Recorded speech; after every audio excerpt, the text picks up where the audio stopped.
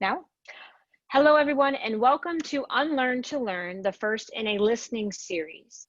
And we very intentionally called this a listening series because it's time for us to listen.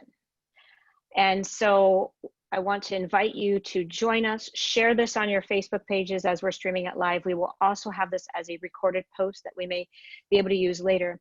The intentions of this cast are pure in terms of wanting to just allow for there to be a space where we continue to create awareness, add in some education, and then potentially have some call to actions.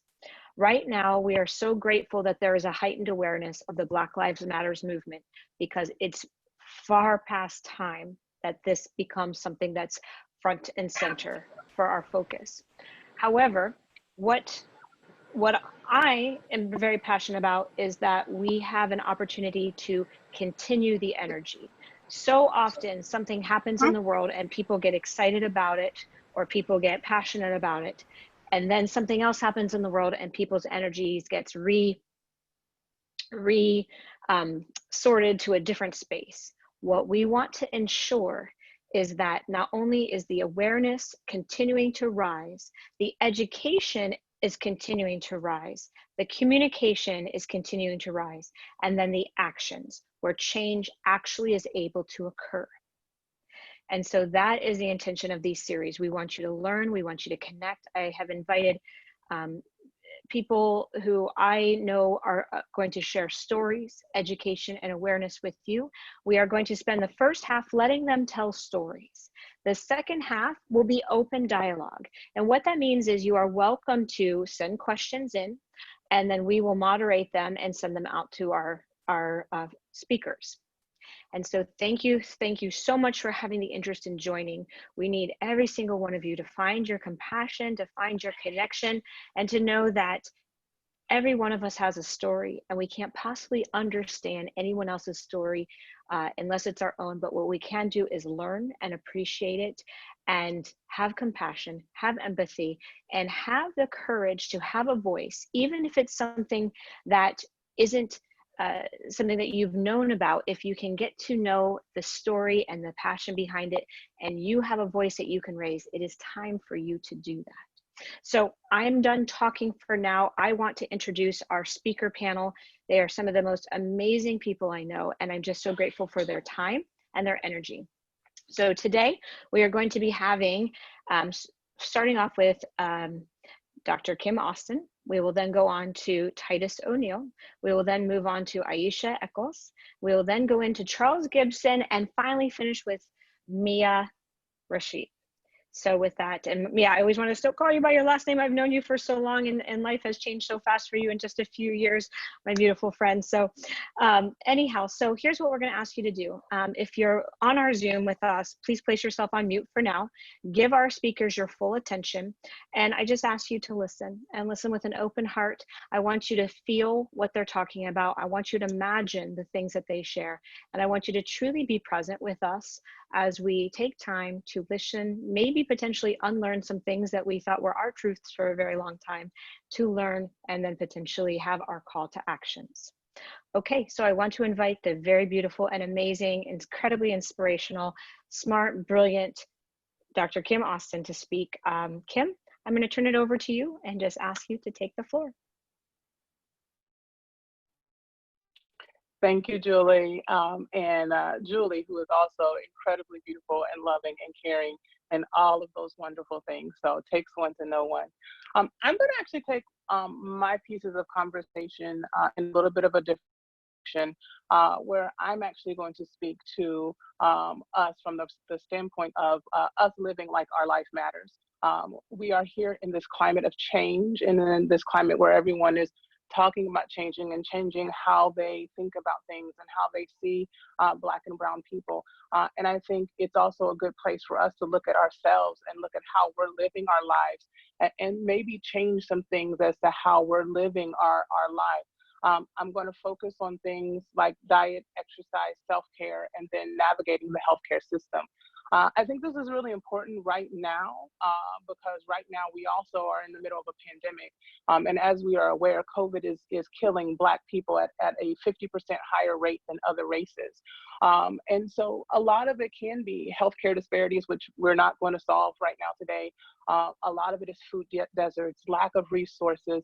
But being a physician, a medical doctor, I see a lot of where we can actually do different and do better and actually treat our bodies in a way that we believe that our life matters. I see so many of my elderly patients that get to their golden years, and those golden years aren't so golden because of the choices that they made younger in life.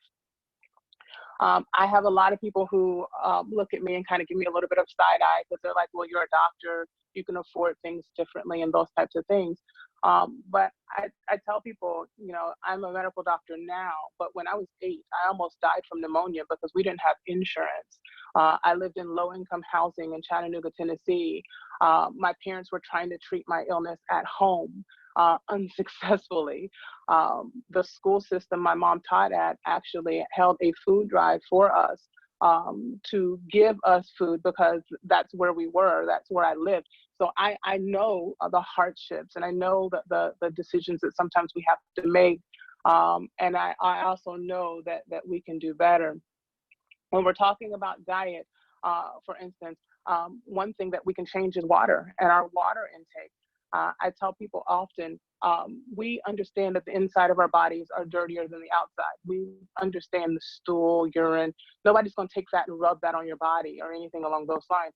But if what you drink, if you would get in your shower with whatever you drink during the day and clean yourself in the shower and consider yourself clean, then you're doing a good job. But if you're drinking things that are sugar-based or that have other things in them that you wouldn't wash the outside of your body with, when you're drinking them, you're washing the inside of your body with. Water is one of the least expensive because it comes out of our faucet. Now, granted, I do understand that not everyone's water is clean water, but it is the least expensive change that we can make in our day-to-day life. Our goal is to get somewhere in the 64 ounces of water. But if you don't have a diagnosis that actually prevents or limits your fluid intake, you really should be getting closer to half your weight in water per day. And that's something that you have to strive to get to. You're not going to do that on the first day. If you're a 200-pound person, 100 ounces of water is a significant amount of water. With diet, it's veggies, eating veggies and lean meats. I use Michelle Obama's plate a lot when talking to patients. You take a plate and you cut it in half. Half of that plate is just vegetables. The other half you cut in half again, so you have fourths. You have lean meat and you have your carbs and grains. A lot of people will ask, well, what is a serving of lean meat or carbs and grains? And an easy thing to do is to look at your own hand. Whatever will fit in the cup of your own hand is a serving. And so a lot of what we eat too much. Exercise. Exercise is another thing that I get a lot from brown people that they don't have time because they're working 2 and 3 jobs and they have a lot of responsibilities of things that they need to do. And so with exercise, it doesn't have to be all in one chunk. You don't have to have a new outfit. You don't have to have the latest shoes and those types of things. It can be in your home.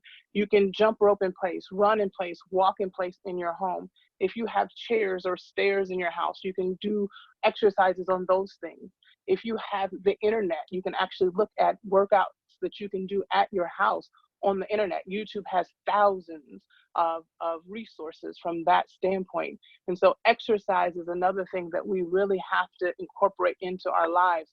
I think a lot of patients during the pandemic I've talked to about exercise, and I've heard a lot about gyms being closed, but I've done a lot of just work with people as far as get some cans of peas, an empty jug, put some water in it. Those are your weights. You don't have to have the gym.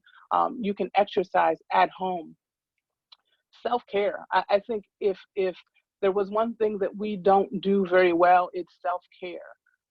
Self-care is saying no. No is a complete sentence. You don't have to do everything everyone asks you to do. Using music, medication, prayer, yoga, walks, talk therapy. There's lots of stress relieving apps right now. This is a time where we really do have to be paying attention to self-care, because lack of self-care raises stress levels, which raise hormone levels, which raise blood pressure, which can cause strokes and other bad things to happen to us. But our lives matter. We need to be here for them to matter. Navigation of the healthcare system. Now, this is something where there is some criticism even of my own industry, but we're going to talk about what are things that you can do as a patient that can be helpful. The first thing is just being on time. Unfortunately, the healthcare system is set up to crank out patients too fast. And so if you're on time, you have all of the time that the doctor has allotted for you. The second thing I would say is ask questions. Now, I hear a lot from patients that they've tried to ask somebody this or that, and they didn't get the response that they really felt like they should. Then come ask me questions if you're my patient. I have lots of people that will go to their specialist and then come back and have me interpret it. I don't care. As long as you get the information, ask questions. Know your diagnoses. Know what it means. Know what it's doing to your body. I have tons of diabetics who continue to eat things they shouldn't. Their blood pressures, blood sugars, the cholesterol, all of it is all out of whack, because I don't think they really understand what they're doing to their bodies. No, try and figure out. Ask questions, Google. There's lots of resources now, but try and figure out, if I have this diagnosis, what is this diagnosis doing? Another thing is know your medications. Oftentimes I'll get voicemails or messages with words that I don't know are, trying to ask for a refill. Know your medications, know what they're used for, know why you have them. I go through medication lists with patients every day, most of which they don't know, or they'll tell me they don't take them. And when I tell them, well, this doctor is who gave it to you, oh, that medicine. Know your medicines. We have so many resources now that you can actually learn a little bit about what it is that you're taking. Understand that medications are really a substitute for lifestyle change. A lot of things can be prevented or decreased, or the effect of your life can be changed with lifestyle changes, more so than with medications.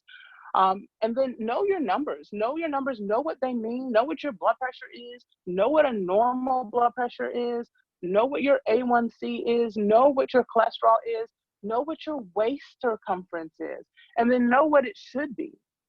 I hear often from my brown and Black patients that, well, if I get to that weight you say I should be at, I'm going to look sick. And it's just where our perception of what we should look like is just a little different. I'm not a perfect weight. But exercise day, I eat better than the average human. It's not perfect. We're not looking for perfection. We're looking for our lives to matter, and we have to be here for our lives to matter. I would just have a challenge to all of us, but specifically right now to the Black and brown people that are listening, to live and treat your body in a better way than maybe you have, or maybe you already are doing all of these things, because how we treat our bodies reflect as to how long we're going to be able to be here and to be able to do this work that we're getting ready to be talking about. We have work to be done, but we have to be healthy. We have to be in the mental space where we can have these hard conversations. And to do that, we have to take care of ourselves first.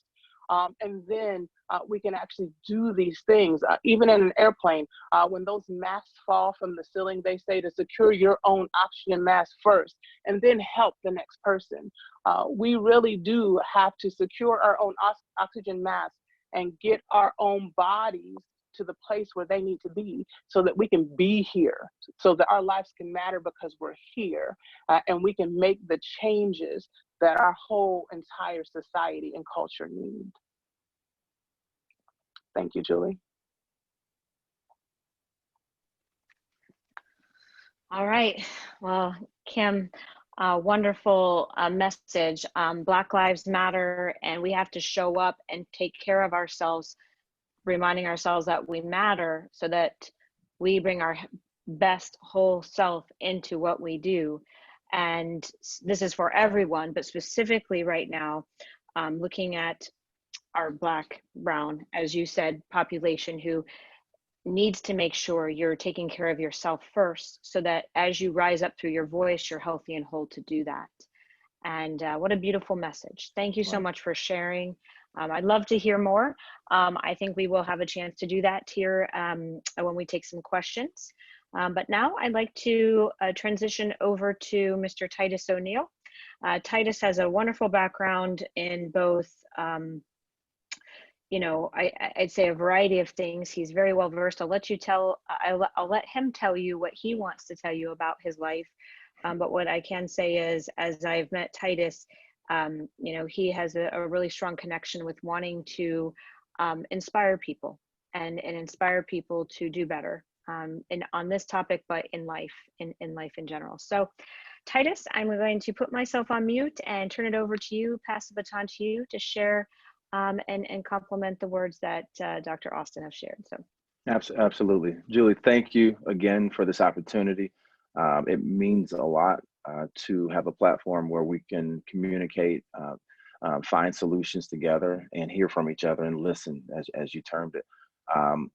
You know, pretty much in a nutshell, I won't be long before you, but it's just so relevant that this order fell like it did. All of what you said, Kim, starts right into the story for me. Just going over the scope of the last week or so. Unfortunately, on May 22nd, I lost one of my sisters, my oldest sister, who lived in Atlanta, Georgia. She passed away way too soon at 59 years old. You know, I received the news as I was leaving work, and it was tough. I mean, it was extremely tough. And everything that you just shared, she was a rock of our family. She cared about everyone else. She took care of everyone else. And that sounds like a lot of the moms, I think in general, I think in women in general, but the moms in general that tend to take so much care of everyone else that they sometimes will neglect themselves. Just a beautiful person. And, you know, so on May 22nd, we lost her. We traveled, got our family together to travel to Atlanta by way of West Virginia, Charlotte, North Carolina, some other places to see other family on the way down. And it's interesting that I'm a father, I'm a husband. My 21st anniversary is coming up this weekend. My beautiful wife, Tanya O'Neal. And we have three beautiful kids, 25-year-old daughter, 17-year-old daughter, and a 12-year-old son, along with almost 2-year-old granddaughter. And so, you know, we have a family that, you know, we do a lot together. We work together. We play together.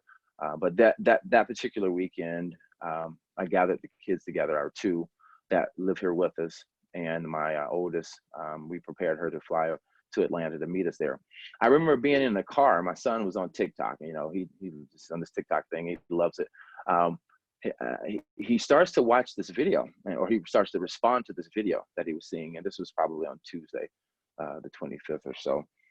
Or maybe not even the same day or the day after, I can't remember. A lot was going on at the time, but he starts to respond to this video and he's like, why don't they just let this guy up?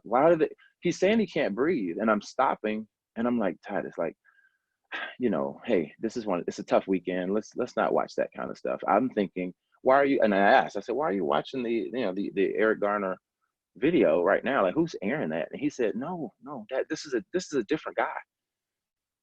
And I kind of paused. And I always tell him, especially on, you know, technology and social media and things, I say, in life, our saying is, believe none of what you hear and half of what you see. So I'm thinking, like, someone's creating a video and there's no way in my mind that this is happening again. And absolutely that's what was happening. And so not only having to go down and you know, deal with the loss of a sibling, I'm now needing to sit down and have this conversation with my son. And it was just a really tough weekend. You know, you mentioned this part about, you know, caring for others. What we decided to do as a family is that, we had to deal with, of course, the funeral that was going on at the time and the things that were going on.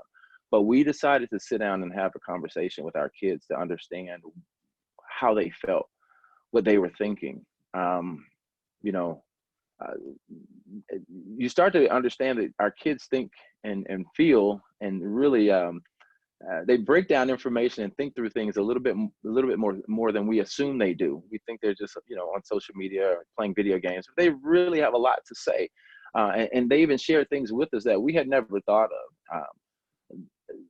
One question I had for my kids. Well, let's go back. So my kids they were excited to see that the world had come together, and they felt like this felt a little different in their time frame, in their lifetime.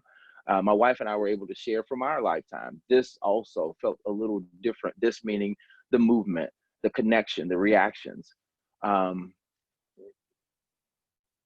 They shared that what they noticed in some aspects on social media with friends is that they just didn't get it. And I started to ask the questions, why? Why do you think they didn't get it? Do you think they didn't want to get it, or they just aren't in the space to understand all of what's going on socially, with regards to different ethnicities and races, and how prevalent this is in our particular culture. They shared a lot with me. At the end of the day, they began to think about ways that not only this is a concern for us, but ways that we can solve and help other people to get to that place, that why. I'm going to go back also too. We were in Charlotte, North Carolina, and this was happening. We saw the rioting. We were watching on our friends' TV what was going on here in Columbus and what was going on in Atlanta and what was going on in LA. And so my wife stopped and she said, "Wait a minute. Did you check with Julie? Like, is her business okay?" So I text Julie and we're trying to figure out what's going on. All of a sudden, my wife's like, "Check this out." And we see this post from Julie. It showed her establishment destroyed, and she had the words written on her arms, "Black Lives Matter." For me, that was kind of that aha for me, to say we can talk until we're blue in the face, me, people that look like me. It's not until the people that may feel a certain way that look like Julie start to take a stance to say, yeah, something has to change, that I believe we'll get to a place where we all have an agreement and understanding about this. It has to be the people who respect and have a relationship with the Julies of the world, that feel and understand that this is important. This is the why. So I think in a human behavior continuum, if you look at how we get to a place of change in our human behavior, whether it's our fitness level, whether it's our finance, our relationships, we understand, well, what I've come to understand is that we don't get right to the behavioral change by just simply changing our behavior, because we relapse and we go back to whatever we were doing before, especially when pressure hits. I strongly feel like in things that I've been able to apply in my life, I was a former professional athlete, and played collegiate sports. And there were times that things were really challenging, but I had to realize that there had to be something that pushed me to the next level to become successful and stay successful in that area. And there had to be a behavioral change. But before that behavioral change occurred, there had to be other few things that happened before that. I think the first part of that is information. We're obtaining a lot of information, whether it be through our conversations such as these, through the media. I think information is so vital, because the why. I had an opportunity as an athlete to sit and talk with teammates who did not look like me, and they had a genuine concern. I mean, we had gone to battles with each other, and we felt like we were brothers. And I remember one season when we were playing late in the season into a playoff or championship, something, one or the other. But we were getting prepared for this tournament, or this championship game. We were away, no students were there, and we just had this moment, this unique moment where we could really just be authentic with each other. We all knew each other's hearts, so it wasn't one of those things where we speculated anything other than someone purely asking questions. So we began to share. I had always heard this, I always thought this. Is this true? Do you feel this way? And it was just a really rich conversation. But then one of our players, a white guy on our team, he was a leader, a captain. He stopped and got a little choked up. He said, what bothers me the most is that during this season, Christmas or Thanksgiving, I would love to bring one of you guys home, and you guys feel closer to me than any of my brothers or my siblings that I grew up with, my own blood. But it chokes me up that if I were to bring you home to my my home for Thanksgiving, you get the strangest, oddest looks in my city and probably in my house.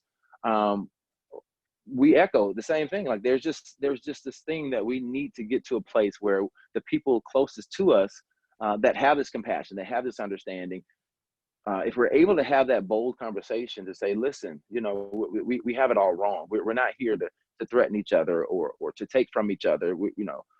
This is mankind. We should be working together for this common goal. So information was so vital for us to sit down and have a talk about what we thought, what we felt, so that we can get to a place to answer questions and understand each other a lot better. The next level of that is the values. So we have to value the information that we obtain. It could come from a person that you feel like you respect, someone that you're close to, and for some, I think some will value it coming from folks that don't look like us, but that look like you. It could shock folks to say, wait a minute, you seem to care about this. Why? They've placed a value on the information to say, if Nancy feels this way, I want to know why. And I know her heart. If Nancy says this, I think I want to listen. Let me hear what you think, what you feel, what I'm missing. So the information continuum goes over to the values. And I believe at that point, once we have those values set in place, it becomes a belief system. Once it becomes a belief system that, wait a minute, this is just absolutely wrong. This should not be this way. These are solutions. These are correct solutions. Is my thinking wrong? It becomes a belief system. So that when you get into the place where you're under pressure, you're offended, that belief system is set in stone, and then becomes part of what your behavior is a result of. So I think that's going to be one of the continuums we have to travel down, and it's not a sprint. It's a marathon. But I'm thankful that our world now has a visibility that we did not have before. We had to wait for news cameras to come in to see all that was going on and the message that was being spread. Now, from social media, it has taken this to a whole different level. I'm thankful even more because kids are now able to obtain this information at an earlier age, and they disseminate with a slightly pure heart.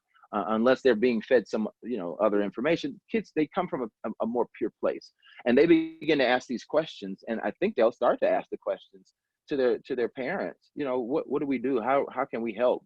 And I think it'll create a better, more effective change. And that's not going to be distracted over time by the next message that we get from the media. So that's my take. I'm thankful that, once again, you gave us this opportunity to voice this and to listen to each other. But I really believe that we need to travel down that continuum and know that it's going to take somewhat of that continuum to get to the behavioral change.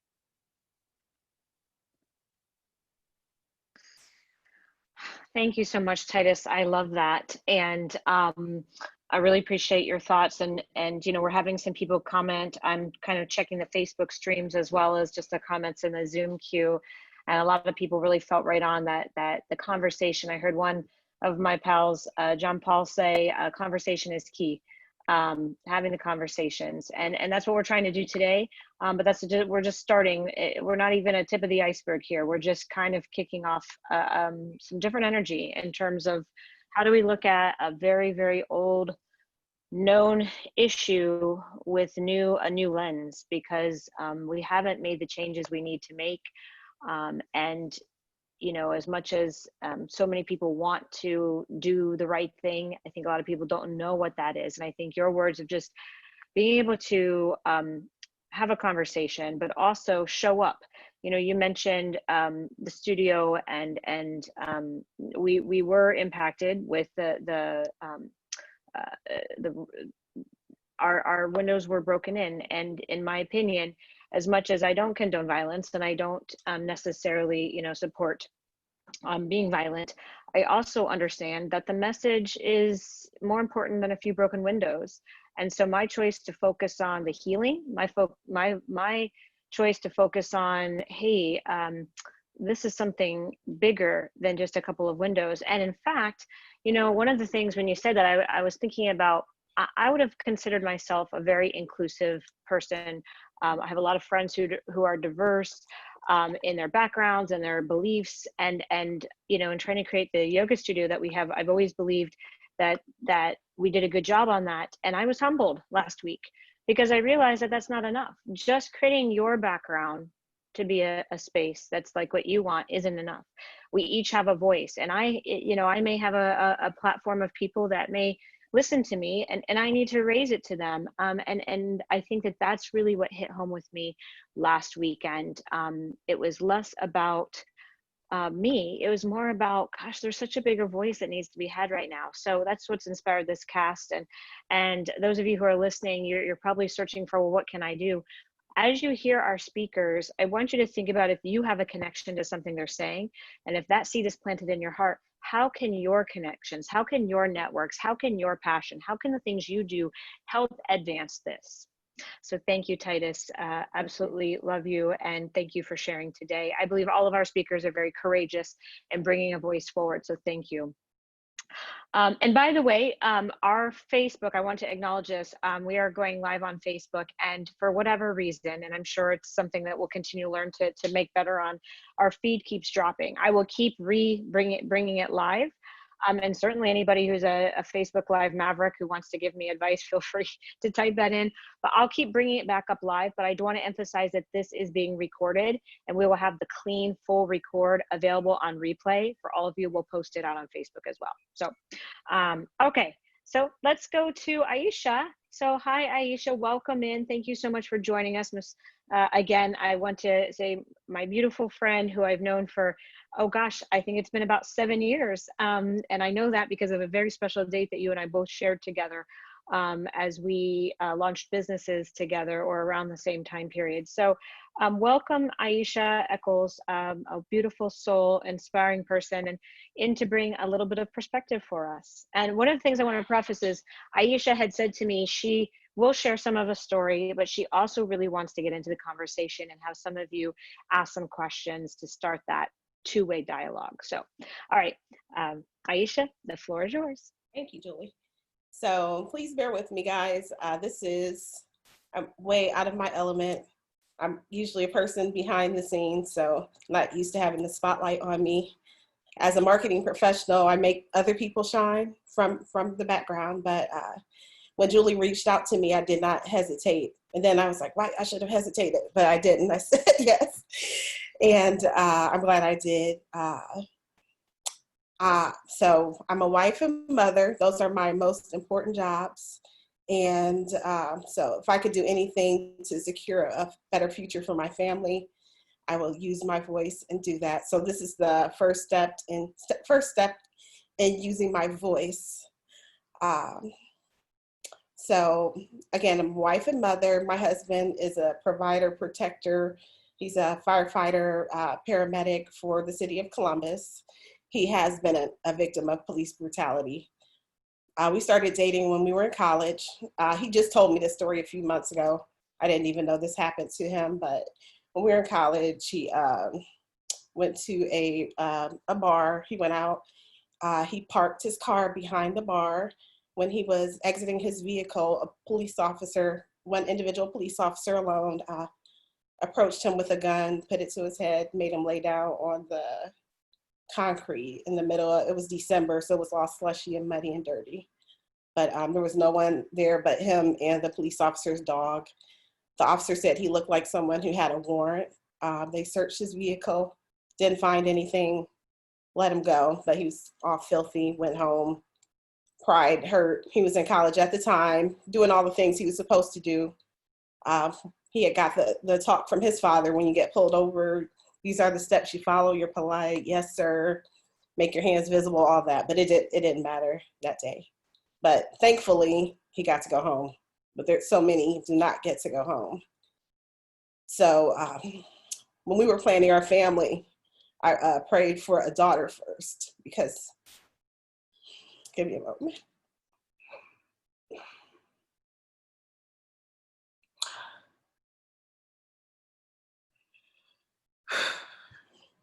I just know what this world is like for Black men. And I have experience being a female.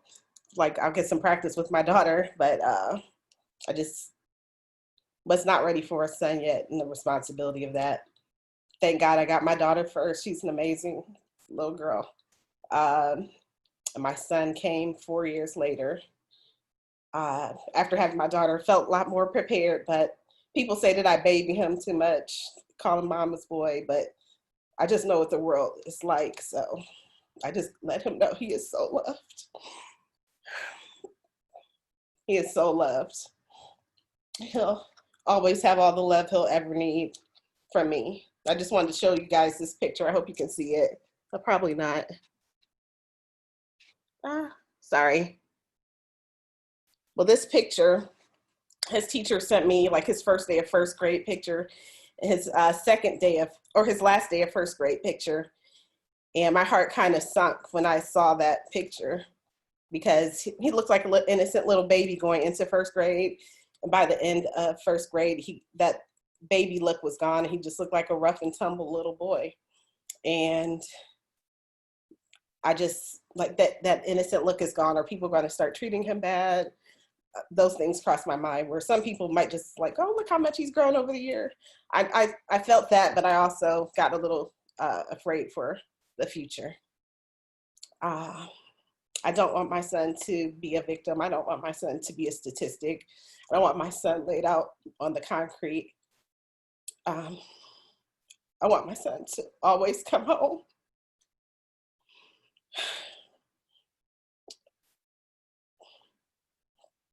So that's why I'm here, making myself vulnerable. I will fight to the depths of this earth for my family. So I'm using my voice. And I hope it helps me secure a better future for my family. I haven't been out protesting or anything. My husband's been out there as a paramedic working overtime, but he was an art major in college. He likes graffiti. So he was really inspired by all of the murals downtown. So on Friday, we just took a ride down there and took photos and video of all the beautiful murals. And I was overwhelmed by the sea of faces. All these faces that don't look like mine, fighting for my son's life. It's overwhelming.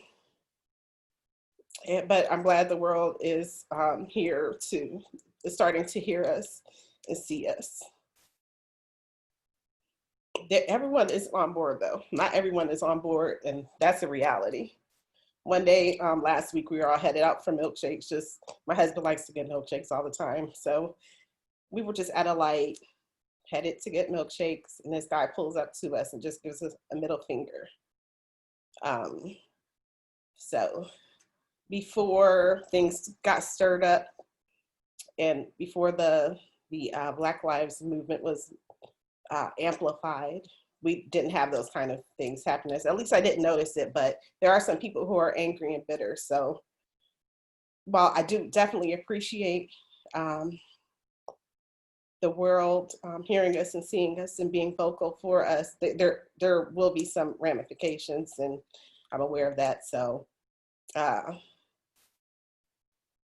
it may take people a while to let their guards down. A lifetime of walls of protection have been put up. It takes a long time for them to come down. But again, I'm willing to use my voice in any way that I can. I appreciate my allies. I thank you. And Julie, thank you for this platform today. Awesome. Aisha, I've never wanted to hug through Zoom more. Your story brought tears to my eyes, and I know is very touching to everybody listening in.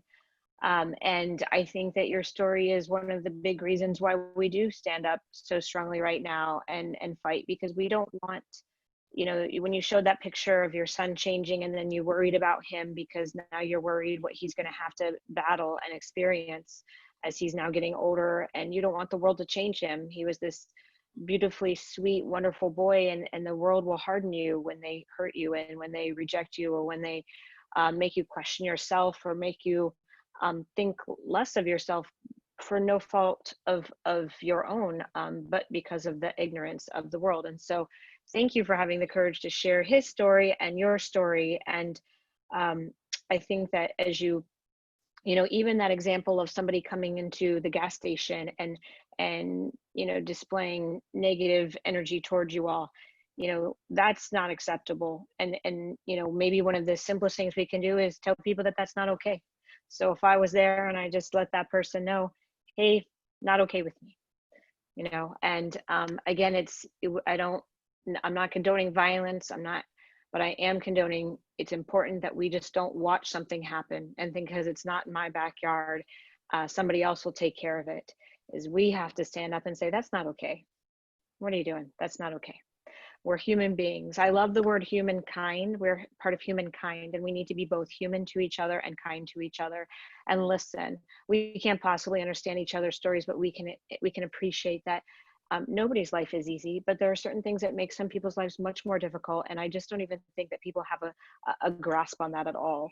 So thank you for sharing. And I know that you want to come back and do some dialogue here back and forth with some folks in a moment. So everyone who's listening in, if you have some questions, you can start to feel free to put them in the chat, and I will moderate them for you.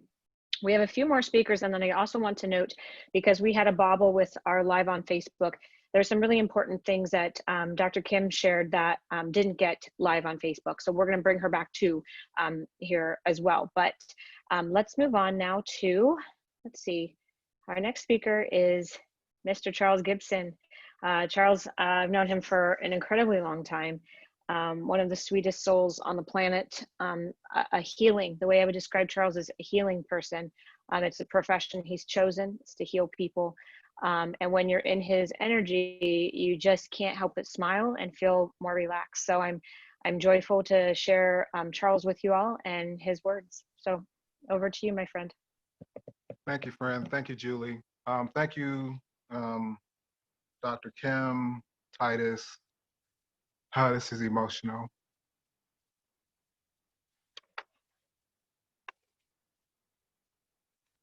So last Tuesday was it was a bad day for me.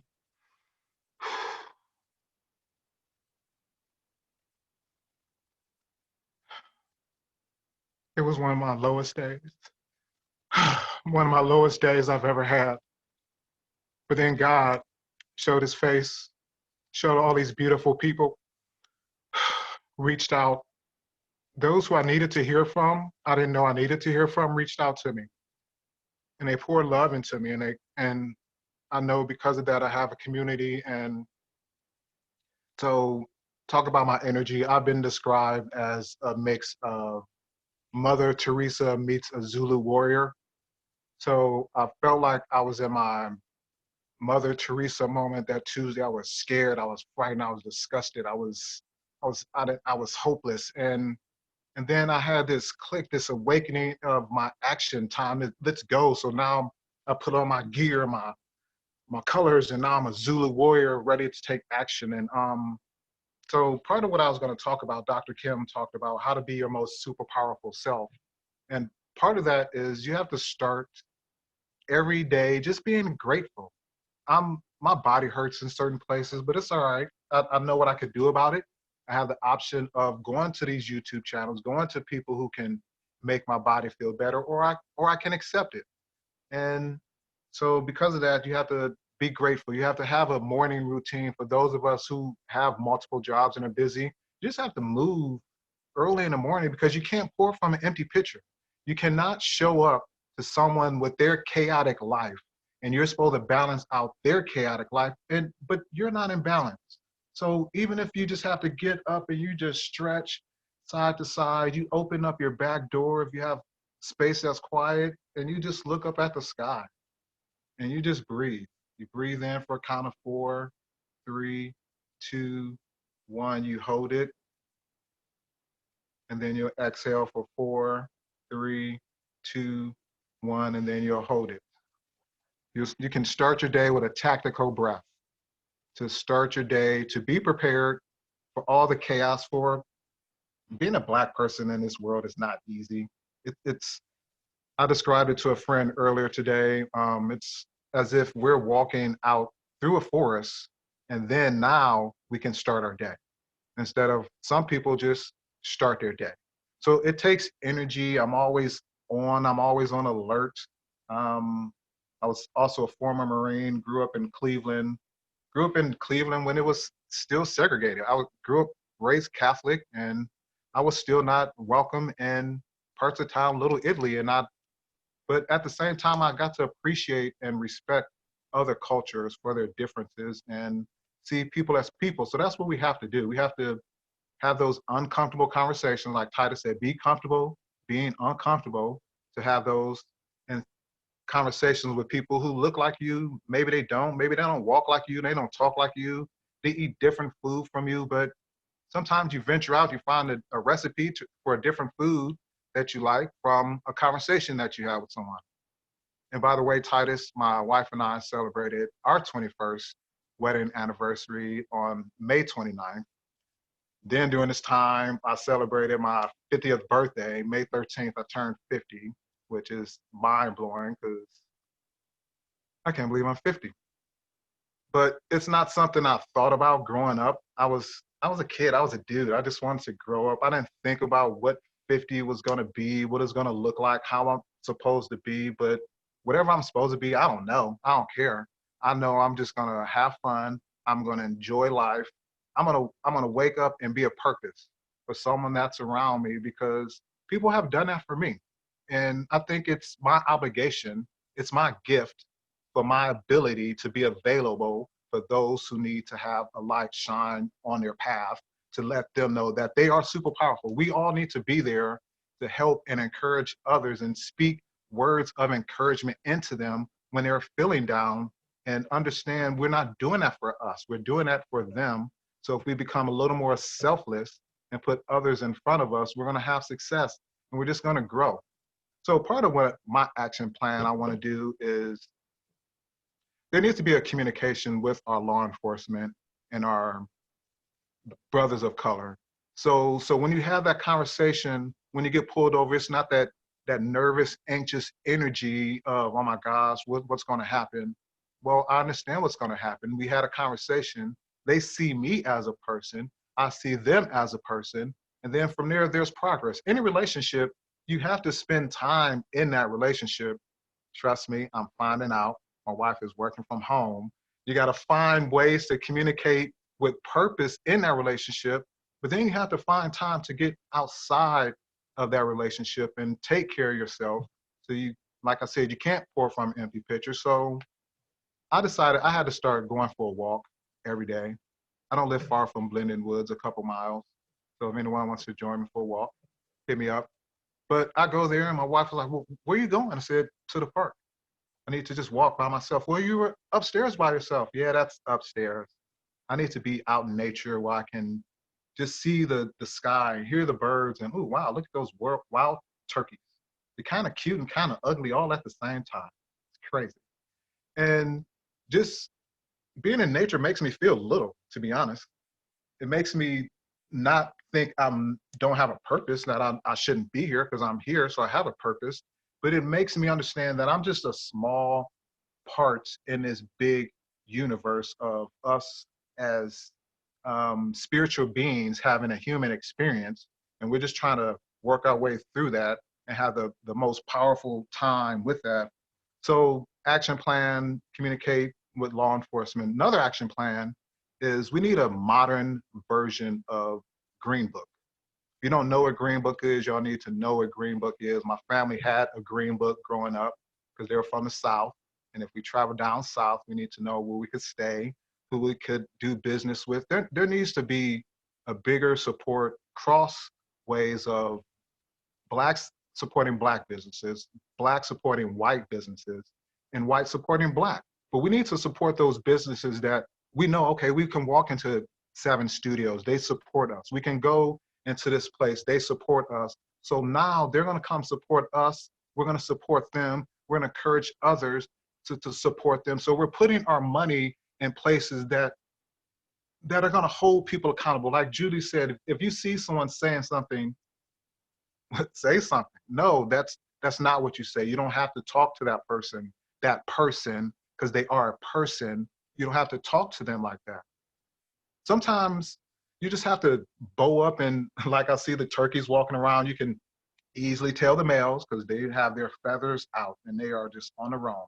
So sometimes you just have to take that deep breath, that tactical breath, and be bigger than you are for someone who can't be big in that moment. For all the things, all the suffering, all the difficult moments you've gone through, be big in that moment for someone who just can't be big. And it's only gonna fill up your pitcher that we all pour from, that we cannot pour from an empty pitcher. Had another note. Oh yeah, I'm a mama's boy. So don't worry about if your son is a mama's boy. Let him be a mama's boy. Love on him. Tell him he is super powerful. He could do anything he wants to do. He can fail at it. He can figure it out, but he has to figure out his own path. Just love on him so he understands what love is and how love should look and how it should feel. So he's not looking and searching for that love in the wrong places, and he becomes a father at an age where he's not prepared to be a dad for this child. So how to continue to be your most super powerful day. As you go throughout your day, you're moving your body with purpose. There's days my wife and I will walk through the neighborhood, we get to the traffic light, and I decide, let's skip across the street, because you just can't be in a bad mood if you skip. So that's my advice. Everybody skip once a day. Even on those bad days, just skip, and then embrace the feeling that, okay, I felt good from that skip, but right now I'm just not feeling the best. And it's all right. As long as you can identify that, and then you can take the steps to be proactive in doing that, then you're going to be fine. So speaking of mama's boy, I'm going to wrap up here in a moment. Me being a mama's boy, and mental illness runs in my family. My mother's bipolar. At some point, most of y'all probably don't know this, she lived with me here in Columbus. And it was a difficult time because I'm an only child and I was raising myself. Now all of a sudden I'm raising my parents and trying to direct her and find a purpose for her life, and I don't even know the purpose for my life. So at some point we started having uncomfortable conversations. And then from those conversations, she got what she needed, I got what I needed. Now she lives back in Cleveland. She's closer to family. But you have to be there, a support system. You have to ask for help. You have to be willing to allow that body to shake, and you take that deep breath, like, okay, I gotta talk to them. I don't want to talk to them. And then you talk to them, and don't muster the energy not to have the conversation. Use that energy in a way that's going to serve you and push you forward to have some action. And I think that's all I have. Oh, Thank you, Charles, I Judy. love it. Thank you. I love that idea of skip. Everybody skip once a day. Brings some joy and courage into your heart. And you know what I know that does is, they say when we smile, when we skip, when we use our bodies in ways that inspire us, we create chemicals in the brain that help us to be more courageous and help us to communicate better and to feel more connected. And so I love that idea. And I'm certainly going to challenge myself to skip once a day. And I want to challenge all of you. And I will tell you, Charles, challenge accepted. And I loved your words. And when you started, my heart broke as I saw my friend hurting. And and I know that you were able to tell some stories, and you connected into also some mental health issues, which I think are really important for us to tackle as well. I think right now that this is all a very big stage right now in terms of we're getting people's attention. We have to make sure that the messages are heard, but there's also so much suffering going on, and it's got to be very overwhelming. We want these messages to go forward. We want to have people help. We want to have people change things, but it's also just so very overwhelming. And so I think the message I'm hearing is take care of yourself. And you can't show up if your pitcher is half full or not full at all. So thank you. I love those words. And yes, you guys can find Charles. He is a Thai yoga massage. I want to call him a guru, although his humble sense would not allow me to do that. But he is amazing at Thai yoga massage and training. And and he connects with kids in ways that are so powerful. And so I'm just so glad that you and I get to share the same journey, Charles, and I'm so glad that the viewers got to meet you today. So thank you. Meta. Charles always signs everything meta, and meta has been a really big word for me over the past year or two. It means loving kindness, and I like to define it as taking care of yourself, wishing well, wishing well for yourself, wishing well for others, and even wishing well for those that you don't know, or perhaps that you don't even care for. Just wishing well for the world and putting more loving kindness into it. We don't understand why some people may be some ways, but we can understand that everybody is facing something. And if we offer loving kindness, maybe sometimes we may help them to soften that burden and then maybe open up. So thank you, Charles. Love your words. Okay, so before we go on to Mea, I'd love to bring Dr. Kim back. And for those of you who are watching this on the full Zoom, you've already heard some of her words. So Dr. Kim, I'll remind you that from the recording, some people have already heard this, but we have figured out, I think, although I don't want to say this and then jinx myself here, I think we figured out what was happening with our Facebook dropping, and we've been holding pretty steady for a while. So come on, Facebook, let's go. But Dr. Kim, if you'd like to come back and share a few of your messages so that we can make sure people heard them, and then we'll move on to having Mea share some of her energy with us. Okay, I will repeat some things, but I'm gonna make it brief because there is a recording of the whole thing that was said earlier, and I want to hear what Mea has to say as well. And so I'm Kim Austin. I'm a local physician in Westerville, medical doctor, and my point of view this afternoon was actually how our lives matter, and we need to actually take care of our bodies. In a way so that we can be here because our lives matter, but we need to be here for our lives to matter. And so what I talked about briefly was about diet and exercise and self and of the healthcare system. Diet nutshell is trying to eat healthier, drink more water. Water washes the inside of your body. So if what you drink, you would not take a shower with and feel clean, you need to drink more water, assuming you don't have a diagnosis that has you on fluid restriction. Self-care, Charles did a lot of it. It is saying no, music, meditation, prayer, yoga, walks, talk therapy. There's lots of apps that can be helpful as well because we're under a lot of stress. And what stress does is stress begins medical illness if we don't do something with that stress. So we have to really engage in self-care and taking care of ourselves. And then lastly, navigation of healthcare. A lot of things are know your diagnosis, understand what your diagnosis means, know your medications, know your numbers, your blood pressure, your waist circumference, your A1C, your cholesterol, know your numbers, know what normal is, and just participate in the healthcare system.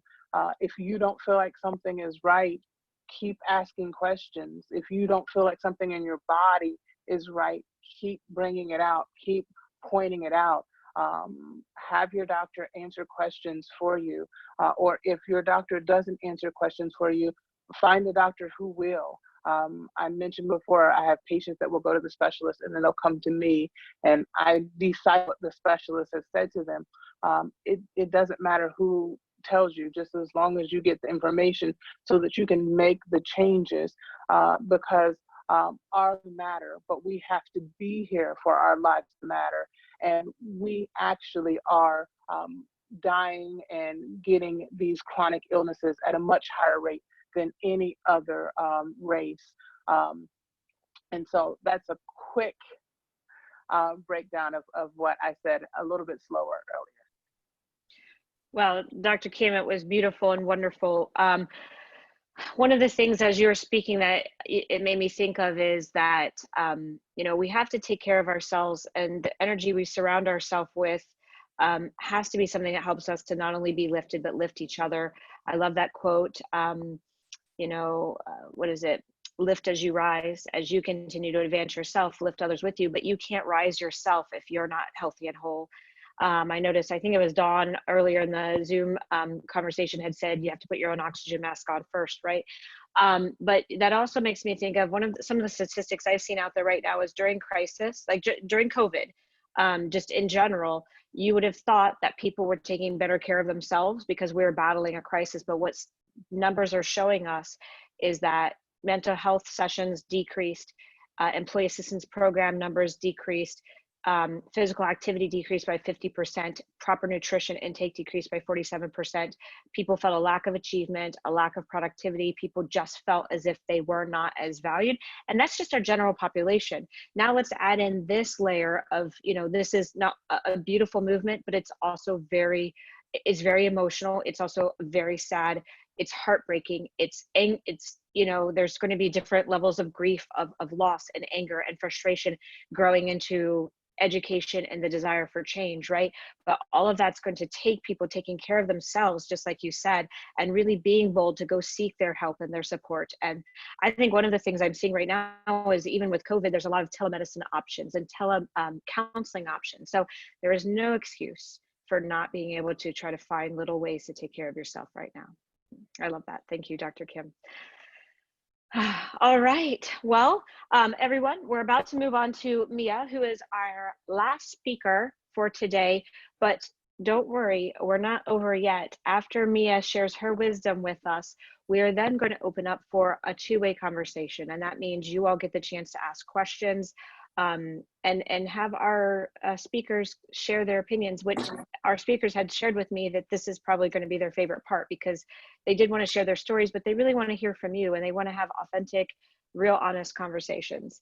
So I want to introduce the very beautiful, lovely, amazing, and inspirational Mea Rashid. And Mea, I met Mea because she actually came to our studio and received her yoga teacher certification from us. But I would say that that's probably one of the least important parts of our relationship, because what I found is this wonderful woman who wanted to do things differently. She had all of these ideas, and I want to give you an example.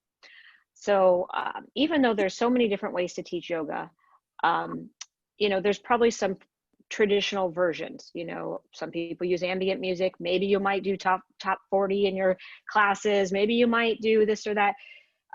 But Mea wanted to teach a restorative class, which is supposed to be a really, really relaxing, recovering class.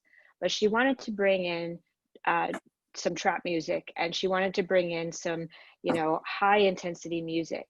And I said, go for it. I'm open to it. But it felt like a yin and a yang to me, because I thought, well, here's a really restoring class and that music is really intense. But she said, this will work. Those classes sold out every time in terms of people just wanted to come. I mean, we still have people asking for it. I know she's still offering them, but people said it works because it's a vibrancy. It's a vibration. The music is the vibration that helps me find the relaxation. And I just thought she was so visionary for seeing a different way to reach people and to connect in. And I'm just so, connected to her in so many ways, because she teaches me so much about how to reinvent, how to look at reaching people in new ways and connecting with people who really need to take care of themselves. So Mea, you had me at hello, but I just want to give that really introduction, because you just inspire me, and everything you do, I look at and I just can't help but smile because of how you just look at the world and you see how to change it in different ways. So I'd love to invite you to have the microphone and to share your goodness with us. I mean, we can stop right there. That was a great introduction. I think we can just drop the mic and all go home. It's fine. But thank you very much, Julie. I don't know. I listened to everything, and I think I had one thing to say, and God was like, "Nope, I got something else." And you can go. There's plenty of stories. I don't know a Black person who doesn't have at least one story.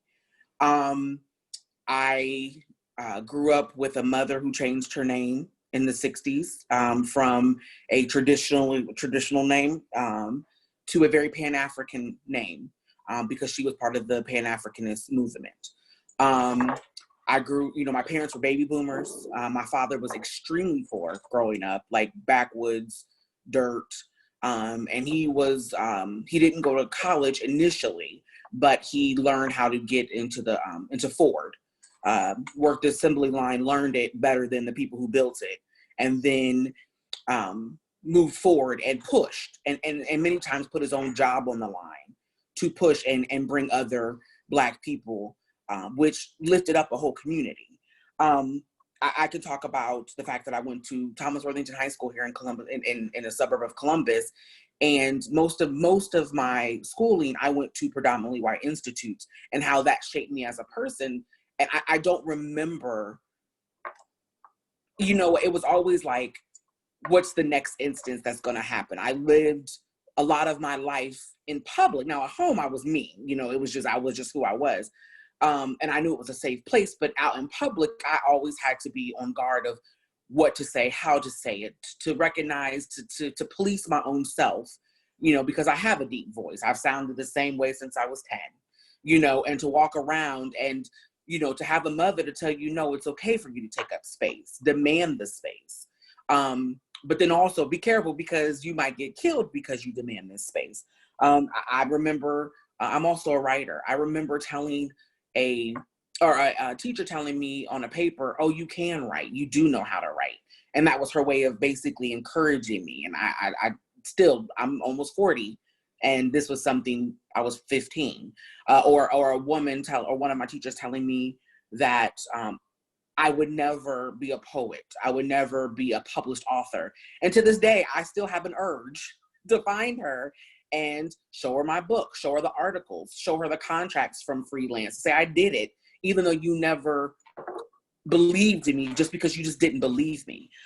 There's so many. The first time I got a gun pulled on me, I was 15 in Westerville. I was waiting on my mother to come pick me up from a driver's ed. And I recently shared that on Facebook, because a friend of mine asked, when was the first time you had a police officer pull a gun on you? I was 15 and I was waiting, and it was all over because I had toilet paper on my shoe. And they said that someone had called in, saying that they had been toilet papering. I don't think anybody on here could say, toilet papering is the reason to pull a gun on anybody. I don't care how old you are. But those type of things shape our lives. I remember my nephews who are from here now live in Florida. And I remember when they decided to go to school in Florida and they drove, everybody was like, where are you getting them? And I was like, I'm getting them a dash cam. And I sat down and I talked to them. Their dad talked to them, which was my brother. And I told them, I know you guys like to speed. I know you got this cute little, Hyundai Veloster that goes the turbo. Please drive the speed limit. Please put this on. Please, use this, use that, and talking to them, because when I say, and I believe Black mothers, especially when Aisha was talking, and I felt those tears, because I'm also a doula, and I've had Black mothers tell me, I hope I don't have a son, and because they're afraid to have that conversation. Like, when do you go from being cute and cuddly and a baby to being scary and a threat? There's so many stories. And so I urge all the people on this that are not Black to reach out and do so knowing that we don't owe you our stories. We don't owe you the reliving of our trauma. We don't. And so if you have someone who is like, not in it today, not feeling to talk today, understand why, that this is something we've dealt with. This is something we grew up into. This is something that it's almost like you're born with the knowledge of, because it permeates our DNA. There's studies out there that talk about great trauma, how it will go from generation to generation if it's not resolved. And our trauma is still happening. Whatever made George Floyd's death different this time, whatever was the straw that broke the camel's back, many argue it's because, we were all very concentrated, we were all very connected, more so than normal because of the pandemic. Whatever made it different, know that we know Black people have been here. We've been here for a long time, and we're on the side of tired. Most of us are on the side of, again, Most of us are on the side of, when is it my turn? When is it? I remember my brother texted me one time telling me he pulled over, and I freaked out because I don't know, you know, he had a CCW. That was the first thing, you know, I was worried about. Well, he's carried a concealed weapon. What are they going to do? We're tired. And so know that the way we learned our history, the way that we learned our experiences, it was passed down. We learned, but we also sought out, because it wasn't taught to us in school, in traditional schools. It wasn't shown to us. And so because of that, we took extra time. I remember my mother put me in a program called Simba Maleka when I was 10. And it taught me about Black history, about just different things that I was like, I didn't know. And to be able to see myself, because if you can't see it, you can't be it. And I say that to say to the people on here that are looking to unlearn, looking to hear and to understand, and hopefully to move and do actionable things, to do your research, to look. I mean, we have this fabulous thing. You can ask Google, Alexa, Siri, they all answer. And you don't have to know the question. I mean, you could just ask, like, hey, how do I be anti-racist? What anti-racist can I, as a white person or a non-Black person, do? What does this look like? And it'll give you lists. There's all kinds of resources. And know that it's more than just reading a book. It's more than just listening to some experiences to gain an understanding. It's more than just protesting or writing a sign or wearing a Black Lives Matter t-shirt or donating to a Black organization. It's more than that. It is a constant work on unlearning a behavior and recognizing that it's uncomfortable. It will continue to be uncomfortable. And it's not supposed to be comfortable. It is not supposed to be easy. This is something that's been going on since this country, before this country became a country, you know, for over 400 years. I strongly urge you guys to look at I think it's the New York Times. They have the 1619, if you just Google it, the 1619 Project. It's fascinating and it's really good. But you know that you have to constantly do the work. You have to constantly check yourself. As Brittany, the activist, Brittany Packnett Cunningham said, she says to spend your privilege. Spend your privilege amplifying, not just amplifying voices, but standing up and speaking out, you know, talking to your grandmother. I have friends who have said things to me like, oh, well, that's just my grandma. She's old. She doesn't deserve to be told, hey, grandma, that's not cool. And there's why. You know, you're still breathing. She can still learn.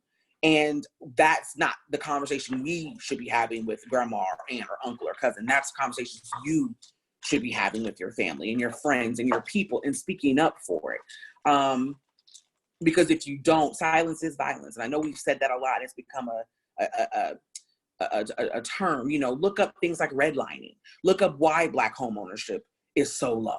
Look up about, you know, Dr. Austin spoke about the social determinants of health. Look at that. Look at why that is happening. Why, as a doula, I am, you know, I do serve more Black mothers and families because they're like, I need someone to talk to me. Like she said, you know, sometimes I'll talk to the clients. I've had younger clients where, you know, they don't even speak to the partner. No, they're not married, but that's the father and he's here. Why are you not addressing him as well? And I do see the difference of how, you know, my white clients are treated versus my Black clients. How even if they're married, how they dismiss the father and dismiss the Black woman's pain. And one of my stories that I always tell is, if you look at, everybody knows Beyonce and Serena. And if you look at their birth stories, these women, Serena is an athlete. I know I heard, you know, a lot of us on here do yoga or do other things. We know that is one thing. When you are into yoga or some sort of athletics, you have a hyper awareness of your body. And if anybody knows their body, we know Serena knows her body because it's her money. And she told them something's wrong. And she had a blood clot that ultimately would have killed her if they wouldn't have caught it. But it took her going off and yelling, and her husband, who is a white man, saying, wait, do something. And it shouldn't take that. So I think we have to always check our implicit biases and understand that they're there. You know, no, I'm not racist. No, I'm not this.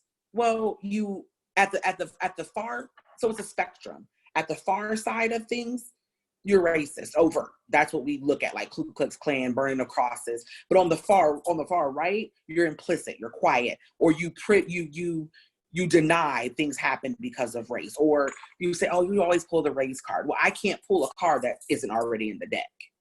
And so we have to look at how do we change the system and know that as the system is changing, because the system was not built for Black people. It was not. So it operates exactly how it was built. So people say, oh, the system's broken. No, it's not. It is built to function the way it's functioning. And we have to look at those hard truths. That's one reason why when the man that occupies the White House right now, you know, people said his slogan, make America great again. Most Black people were like, when was it? When was it ever great? Because it never was great for us. And so I just say, continue to do the work. And know that you're going to get tired. You're going to have to re-up yourself. You're going to have to check yourself. Nobody owes you anything. They don't. Nobody owes you going through their pain again. Nobody owes you a link or a book list to tell you how to be an anti-racist, because it comes down to a heart issue. It comes down to you going inside and examining your heart and saying, what can I do to contribute and to be a better person for this group of people who are systematically oppressed? How can I spend my privilege that I have to help these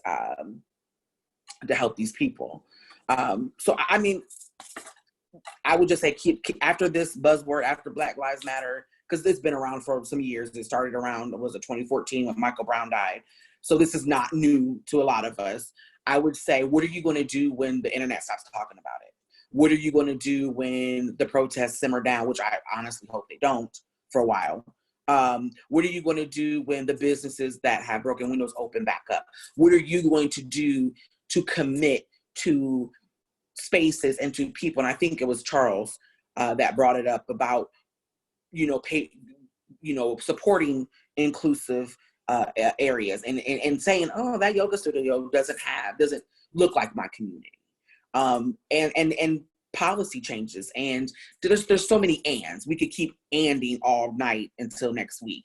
But I just challenge everybody on this call to don't let the fire that's burning and that become just smoke and smolder and go away. And it's easy to ignore. And just know that it's not going to be an easy work.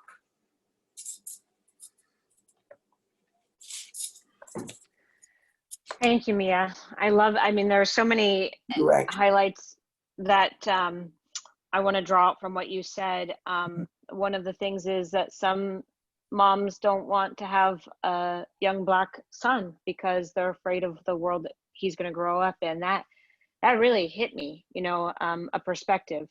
And I think that, you said demand space, but then know that people may not always welcome you to demand your space. And, that's something I think that it also takes so much courage. It takes so much courage, especially after years and years of maybe being told, well, you won't have the space. You won't be able to keep this space. So people may stop trying. And then it causes people to feel sad, disappointed, lose faith in others, not even ask for help anymore. And so I feel like I love that demand space again. And one of the things you brought up, and Dr. Kim has kind of echoed it as well, is, people have bias and they don't even realize they have bias. And, bias comes because our entire experience in life is built on experiences, or our entire viewpoints of life have come from the experiences we've had. But we've not had experiences that other people have had. So obviously it causes us to have an opinion based on the experiences we've had. And that's why something like this is so important for us, is we need to share other experiences to educate the world on your experiences are not just the world's experiences. So you brought up the bias test, and there's one I want to drive people to this place. The implicit bias test, I am familiar with this because of the work I do in my day-to-day role. If people wanted to just check it out, it helps people to understand maybe places that they may have a bias that they didn't realize. They go to implicit.harvard.edu. So implicit.harvard.edu. So one of the ways they describe it is this implicit association test measures attitudes and beliefs that people may be unwilling or unable to report or see. It may be especially interesting if it shows you that you have an attitude that you did not know about. For example, you may believe that women and men should be equally associated with science, but your automatic associations could show you that, like many others, associate men with science more than you associate women with science. And this shows us a bias, and this all impacts how we treat people, how we show up, and our overall reactions and responses to life. So I love those points, and I really appreciate you sharing. And I do think it's really important that we have some call to actions for what people can do. People need to educate themselves. People need to step out of their own shoes and understand what the world is like from different viewpoints, or to even understand their perspectives. So thank you very much, Mea. I did want to say one more thing. I'm sorry, I got caught up in the moment and didn't share something I did want to share. And that's, well, a couple things. One, it's something you'll hear in this work, in this anti-racist movement, in this work, is about respectability politics. And I didn't bring that up because you'll hear it in my house. I'm like, nope, that's respectability politics. We don't subscribe to that. And what respectability politics is really talking about is that, is that we have to act better to deserve or receive better. And it really takes the onus off of the oppressed group and not the oppressors to have better policies, to do better for everybody. And it's the whole, like, if you dress better or you talk a certain way, don't talk slang at work, they'll treat you better. Or, like, you can't see my hair is wrapped up right now, but I usually, it's halfway cut off. Usually it's purple. My hair is purple and it's big. And it's, and I remember going to interviews and my mom saying, and not to diminish me, but she wanted basically people to overlook my appearance. And she would say, are you going to pull your afro back? And for the longest, I would pull it back in a nice, neat bun, put apart, make sure my edges were laid, so I looked friendly and acceptable. Respectability politics is when, because I have a deep voice, because I am very talkative, I am very, I communicate. That's one of the things that I enjoy doing with people, and understanding where the lack of communication causes a breakdown and a lot of times misunderstanding, and we're mad for no reason. That's me. But I've had people walk up to me and tell me, you know what, you were so nice. And I'm like, did I do something that wasn't? And they say, well, I did. Well, what made you think? Well, I just thought you thought I was what? What did you think? Let's be honest. You thought, because you see, and I'm okay with saying this, you see a fat Black woman who's loud and will tell you and is smart, you see, and you feel, and they'll say, oh, I felt intimidated. Well, that's a heart problem with you. That ain't my issue. But I'm glad you see that I'm a nice person, and you have to call it out, and you don't have to be rude, but call it out. And so that's the whole respectability politics. That's why I am very much like, I wear what I want to wear. I dress like I want to. It's a statement for me. It makes me feel good. And if you judge me negatively because of that, because I don't fit your box or the norm, what society says is the norm, again, not my problem. It's a heart issue within you. Also, some people that you can follow to continue your search, your work. One is Brittany Packnett Cunningham. She worked for Teach for America. She worked under Obama. You probably seen her. If you go to her, you probably like, oh, I've seen her. She's a correspondent on MSNBC. Follow her husband, which online he goes by either Reggie Noble or Kid Noble on all socials. Clint Smith, Pod Save the People. And then another one that I have recently, probably in the last few months, found. Her name is Sarah Sophie Flicker. She is a white woman who was really engaged into the anti-racist work, and even helped create a document that you can link. It's on her on all her socials, that have, it's like 75 resources for anti-racist work, down from what to talk to your children about at different ages, to your college kids, to your family, essays, movies, however you learn. So that is just, I just wanted to give that information as well. Thank you, Julie. I love that. And Mea, I will grab that list from you so that we can repost it too when we repost this recording, so that people have that. I think people are hungry for knowledge right now, and wanting to have credible resources to go to. Wonderful. Thank you so much. And, you know, if you have questions, please feel free to start typing them into our chat box. You guys have been really appreciative of our speakers, thanking our speakers. And, you know, please feel free to type in some things. We will spread the joy and of the questions around. I know our speakers really want to interact with you. But as we're waiting for this questions to come in, I will have a few, but I did want to share one thing as I've been listening to this. You know, so often I think one of the things Mea brought up that really connected with me is we're just misunderstood. People look at us and they form opinions, and this is true. What do they say? Within 30 seconds, somebody has judged you by the way you look, by the way you talk, by the way you walk into a room. And so I had as a white woman, I already know that I have privilege.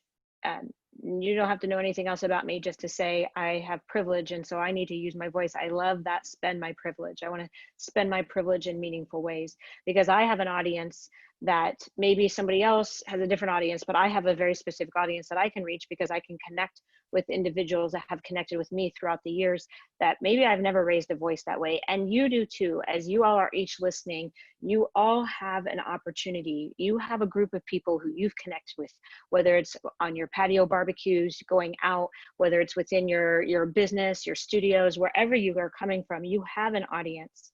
And I think one of the biggest things that I'm hearing is it's not enough okay for you to just say, oh, I'm inclusive. I've got friends that are all colors, of all preferences, orientations, of all backgrounds. It's not enough. It's, you know, we actually have to stand up. When I was in high school, I went to it was a mostly Caucasian high school, and it was a high school of privilege. Although I will tell you that my background, my family was not well off. And the whole reason my mom took me there was because she didn't know she could afford to send me to college. And so she wanted me to go to the best high school she could get me into, to have a fighting chance at getting some form of scholarship.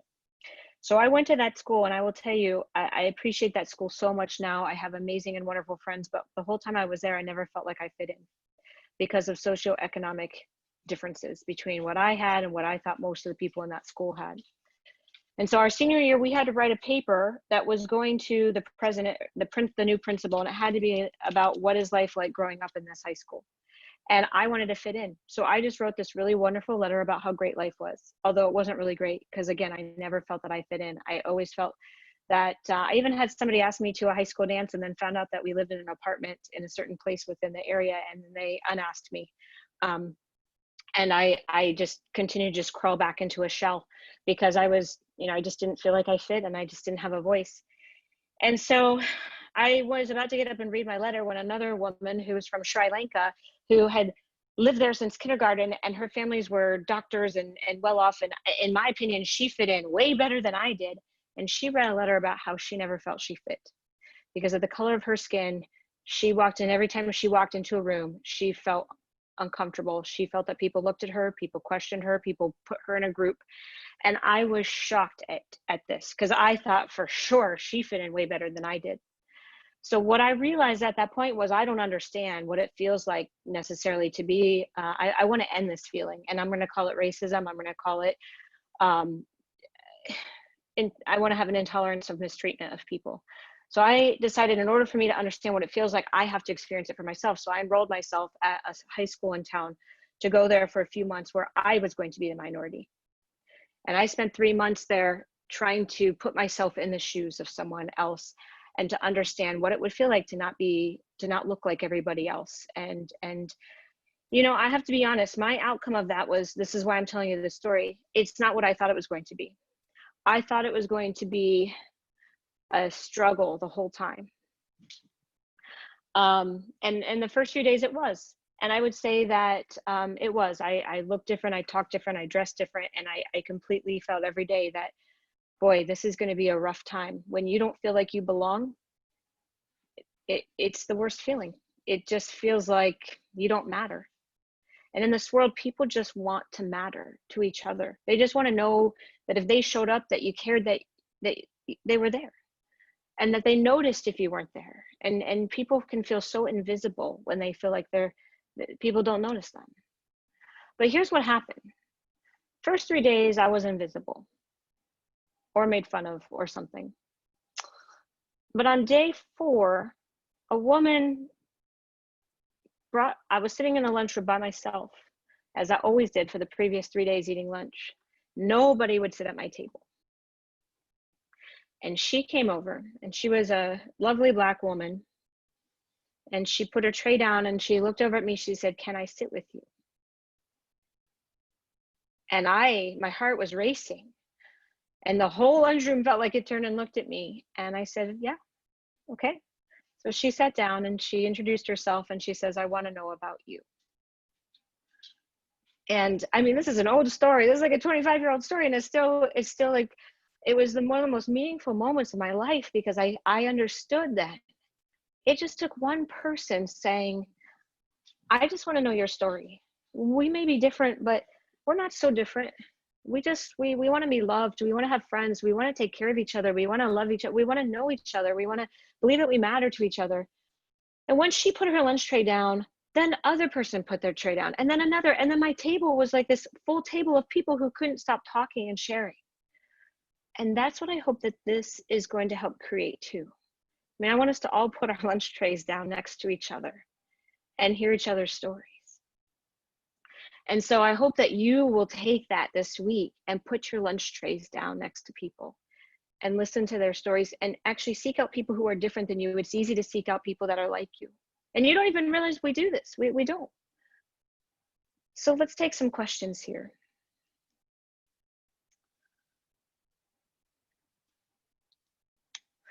One of the questions that's coming up is,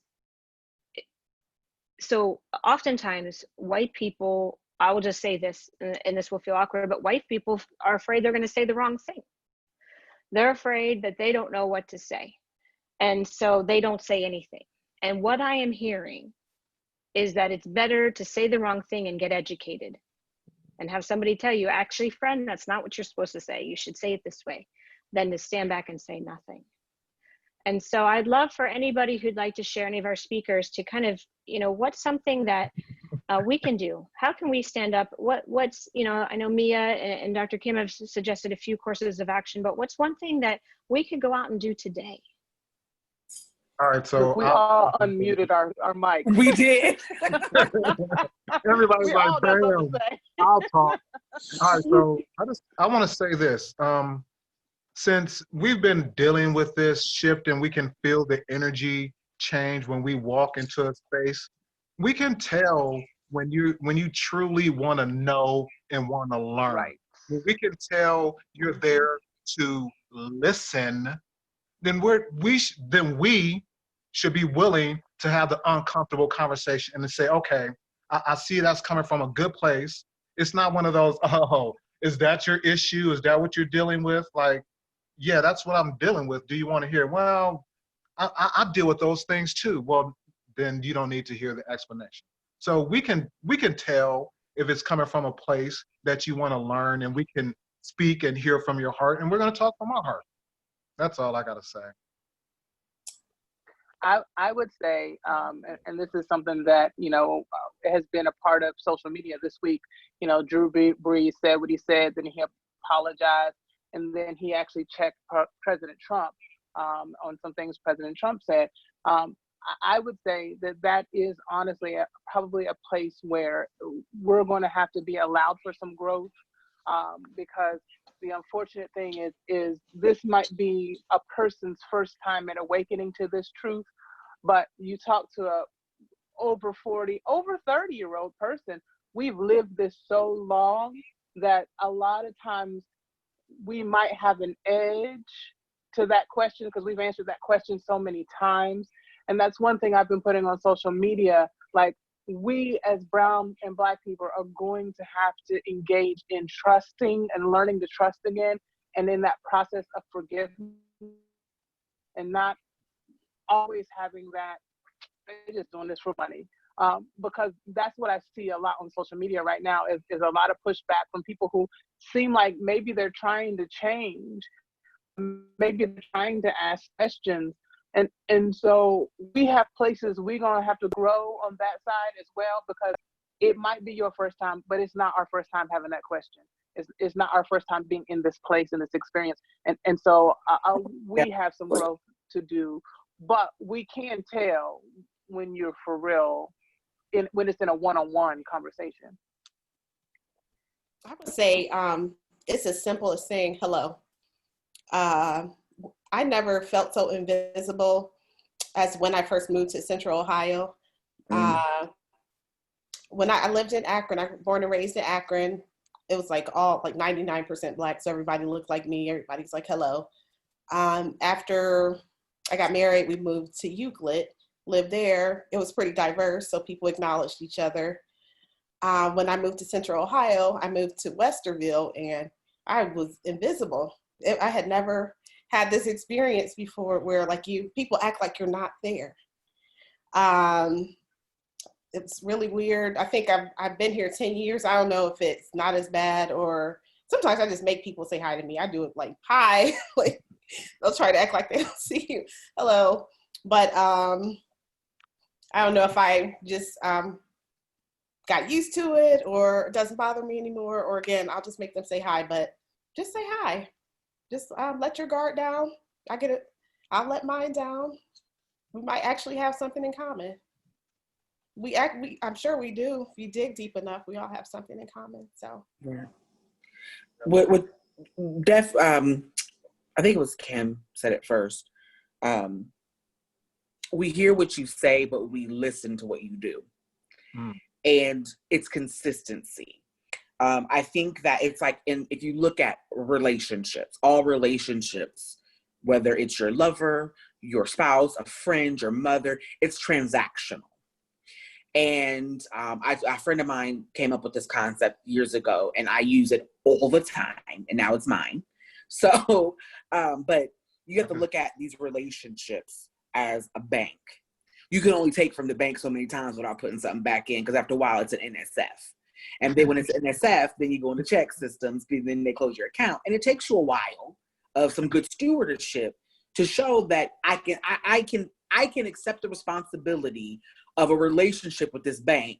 And as I give, I take, as I take, I give. And I think right now, as far as I'm speaking for me and the people that like I talk to often, we're at a part where like, well, maybe we just need to close the bank because we're tired, we're emotionally withdrawn, like in SF, where we have an emotional overdraw. And so you have to know that, like I think someone said, we're on edge sometimes when we ask this question, because you're like, oh my gosh, if I have to tell one more person why you don't touch a Black person's hair, I'm going to scream. Now you just get a t-shirt that says, touch my hair if you want, catch these hands. And so that's where we're at. So you have to understand that we've been talking about this so long. It's just like, you talk to a family member, you tell them over and over again about something you don't like. And then you get to a point where you just stop talking. You're like, so understand that some of us are at that point. And so know that you might get a little snark. You might get, I'm not in that for that today. But don't let fear of someone saying no or to guide you to not say anything, because that's definitely not the answer. Staying stagnant and staying in the same place will get none of us, like we will not get anywhere. And so know that, Mia might have told you no on Friday, but Kim might say, yeah, we can talk about this on Saturday.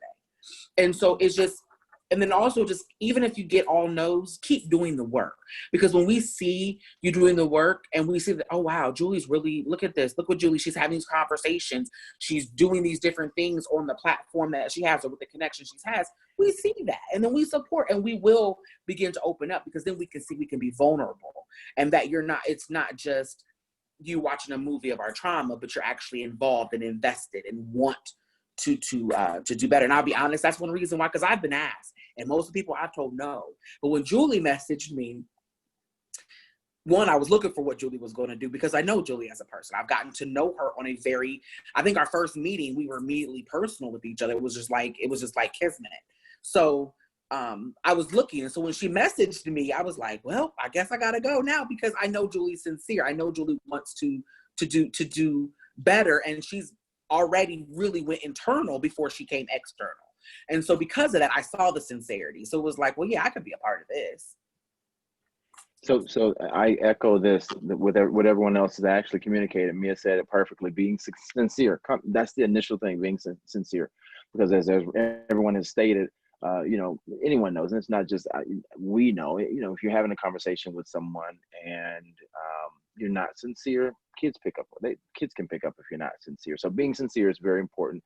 I would advise just maybe it'd be more of a one-on-one conversation. And then, as I mentioned earlier in the story that I made, I mentioned about the teammates that I had this conversation with. In some places you have to build a little bit more of a bond. You connect and you allow those walls to come down.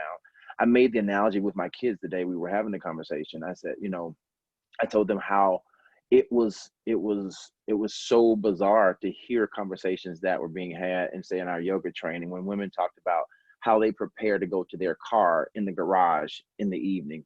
I'm 6'2", 6'3", 240 pounds. That has never crossed my mind. So to hear the story, it was like, people do that? Like, is that a thing? I didn't know how to feel and know how that felt. So I, began to ask questions to understand it a little better. So sincerity is the key. Being sincere, people know where you're coming from. And that's going to be the first step. Thank you for that question as well.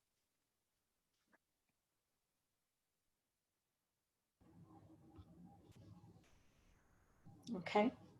All right. Anyone else want to answer that question? I think we got everybody, but just want to make sure I don't skip around. We have another question that came in. So the person who's asking this is already prefacing that there's not one universal answer. But they are interested to hear the speaker's thoughts on if they can get people to the point of, okay, so how do we fix it? They don't have the answer. Education, addressing implicit bias, rebuilding social support networks. In short, what do you each think is the most beneficial post-protest action to bring about prolonged, sustained change? No, totally, and the person is already apologizing that this sounded like a very complicated question. I think it's a perfectly worded question.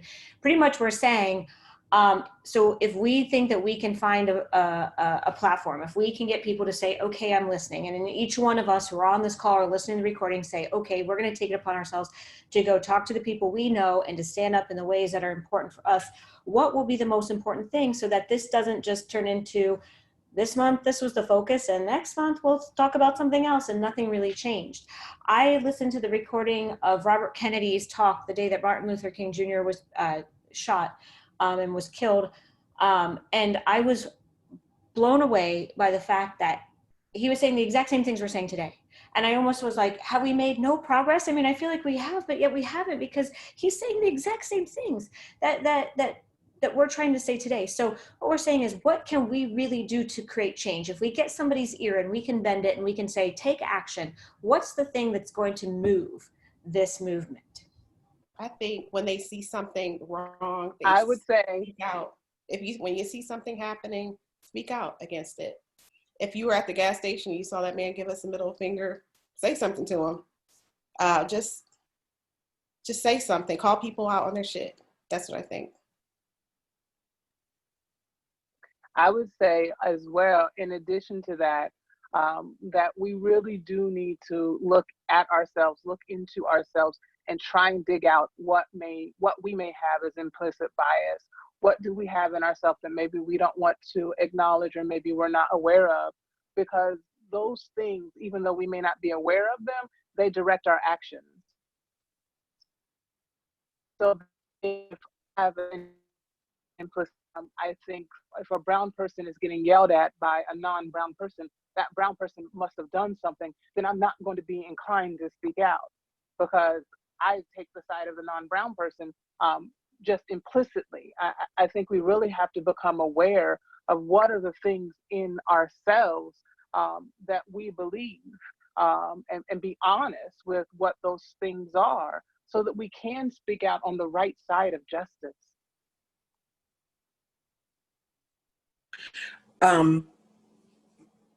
I think if the problem is I'm an analogy person. If you ever come to my yoga classes, I speak in parables and analogies and hand motions, right? So I feel like the problem is here in the middle, and you've got the individual things we can do, and then you have the policy things we can do. And definitely what Kim said, like the individual things, like working on ourselves, doing the work, committing to be better people, to see the humanness in everybody, to see, and no, I will, and I'm not one of those people like, see my color, because I'm a Black woman and I'm glad to be Black. I was born of a Black woman. She was born of a Black woman. My great grandmother passed on her doula inherit knowledge to me, and I say that because it's in our DNA. When I found out, I'm like, I have a calling to be a doula. I was like, oh, well, your great grandmothers on both sides were midwives, and look up if you want to look up some stuff, look up the Southern granny midwives. That's just something for you guys to look in for some context. But for me, I feel like there's also a policy. And I think that one of the biggest cries that you hear right now is defunding the police. And that scares people, because then you ask, well, what are we going to do for violent crimes and super criminals? Like, what if the Joker comes? Like, what happens? Most crime that happens, if you really look at the heart of crime, and I'm not talking about CSI, yes, I watch Law and Order every time it's on, but when you really look at it's always a social issue that causes domestic violence, these mass murders. There's always something that person was missing, whether it was mental health services or, food insecurities or lack of health. They had an undiagnosed a mental issue or a health issue that caused different things. I think if we look and we actually address the societal issues, if we address that while we can pick from DoorDash, Grubhub, Uber Eats, trade, like where I live in a part of the city that there's literally like 5 grocery stores within walking distance from my house. Now, I do live in the suburbs, but where I used to live before, when I lived in the city, there was none. There was one small, I lived by the Bexley Co-op, and that was it. But the rest of them were you had to either get on the bus or drive to. We have to start looking at things to say, instead of funding how much this riot gear the outfit cost, because if you look it up, it blew my mind how much one outfitting one police officer for a riot costs. And move that into the school system, move that into the divide to get access and internet services, because internet is no longer a privilege, it's a necessity, because we're moving to that type of thing. We give job security, we give these people protection, we give them a means to take care of themselves, we help them. Then a lot of that stuff is going to weed itself out over time. And and I don't know if you've seen the graphic where it gave the Columbus budget, how much money was going to the police compared to health services.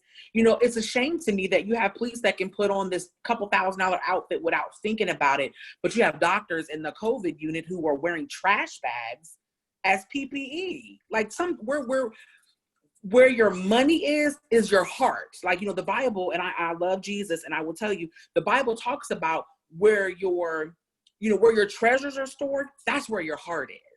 And so we store our treasures in militarizing the police and don't store our treasures in the people and feeding the people and educating the people and assisting these people, then we're going to keep having the same type of thing. So I think that's one of the biggest things policy-wise, that while we're doing the individual work, while we're having these conversations, while we're checking our implicit bias, while we're looking and reading and really gathering information. So I think it's a twofold on both sides.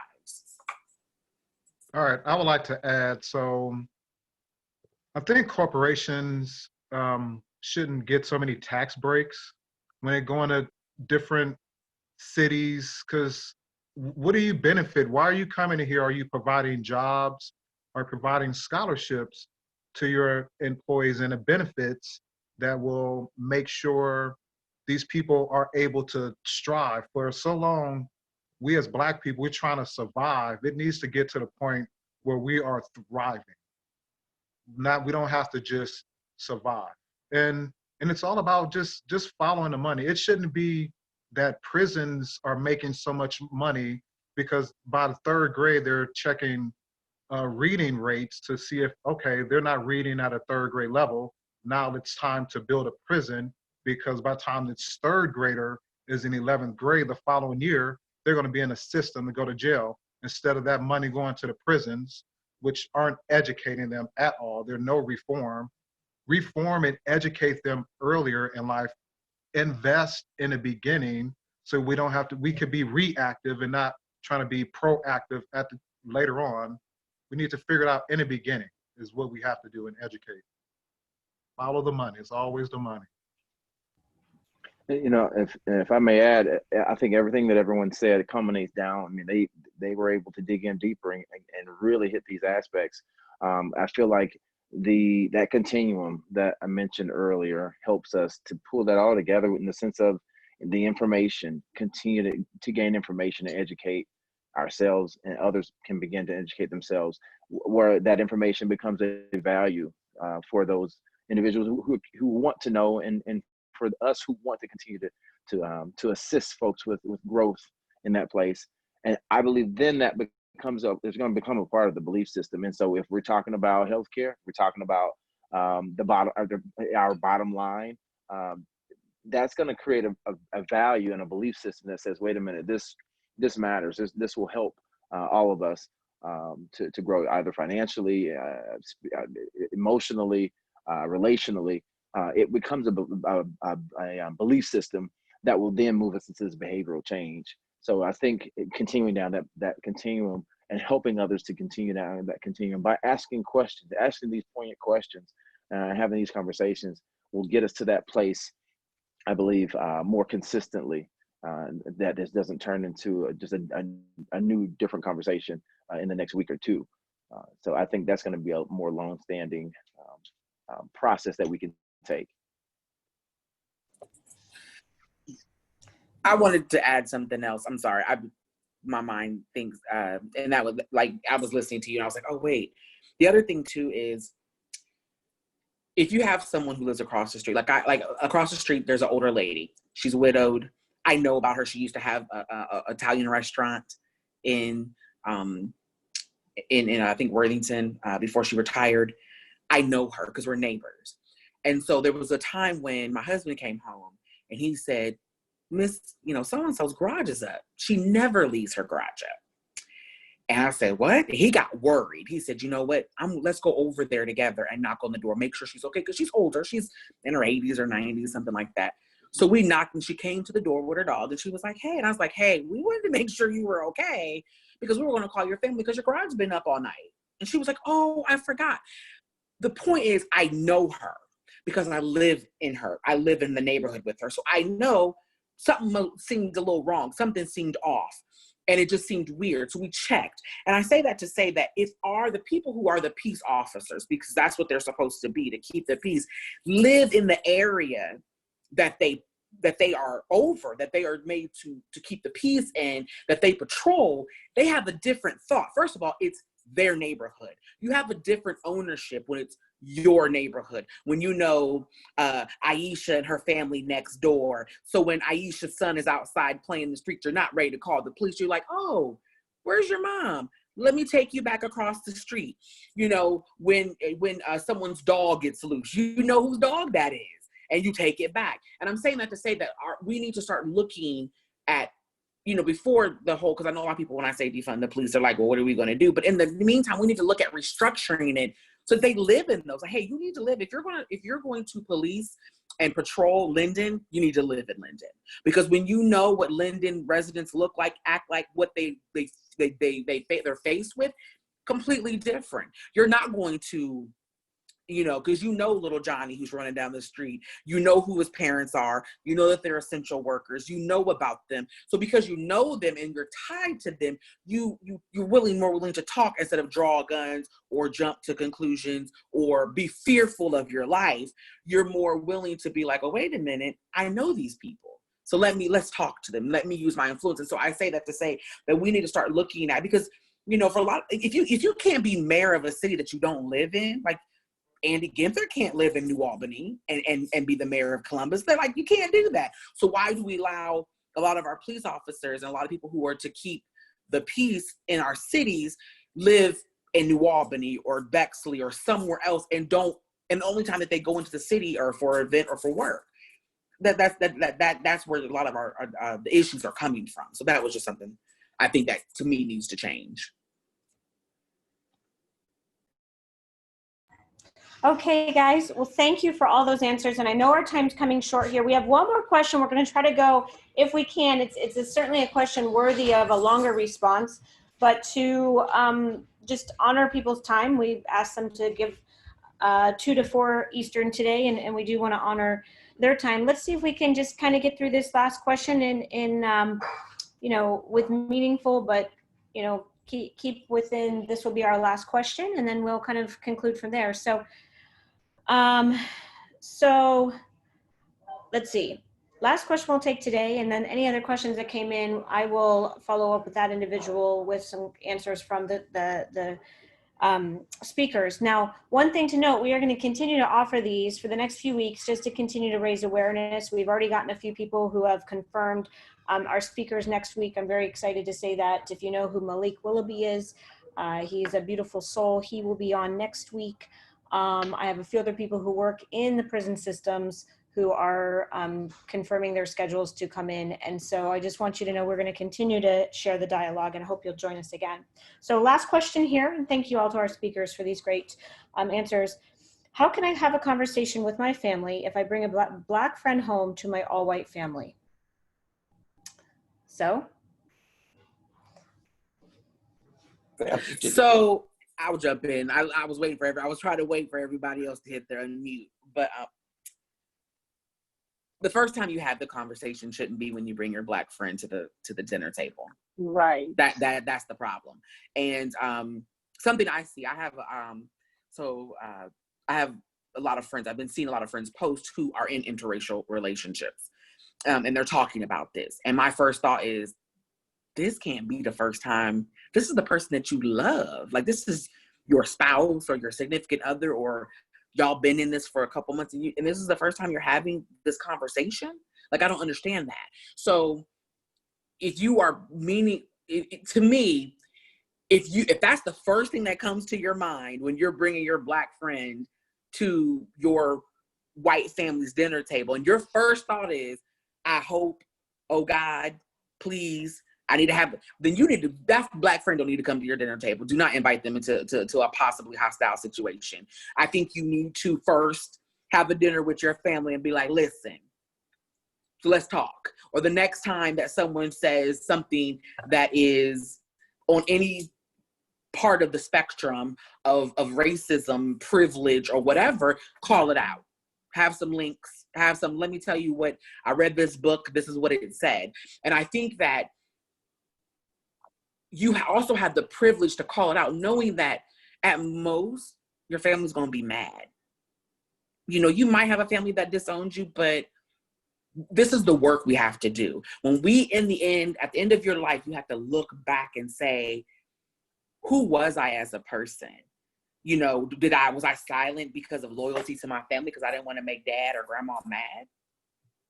You know, that's I don't want to live like that. So I think that if you are trying to invite, I don't think that your friend coming to the table should be the start of the conversation at all. I don't think that's fair to that friend. I don't think it's right. I don't think you're considering their emotions or their feelings or the traumas that they've lived through. And I can tell you now, you don't want me to be that friend because it's not going to be nice. So I just think that you need to have a conversation. That tells you right there that there's work to be done in your family at your own table, that if that's what you're thinking, like, you need to sit down and have some conversations with them.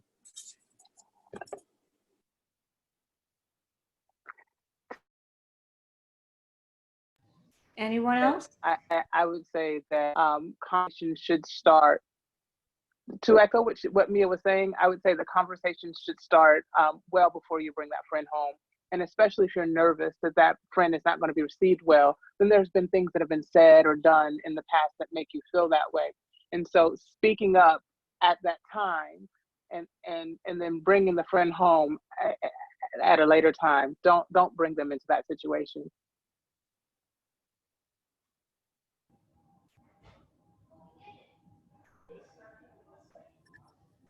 Also, I speak in analogies. I'm sorry. Julie knows this is my thing. I like to discuss. I think this is reminding me of all the discussions we had during yoga training, which I appreciated.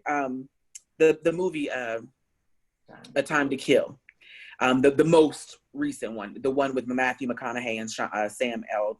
Jackson.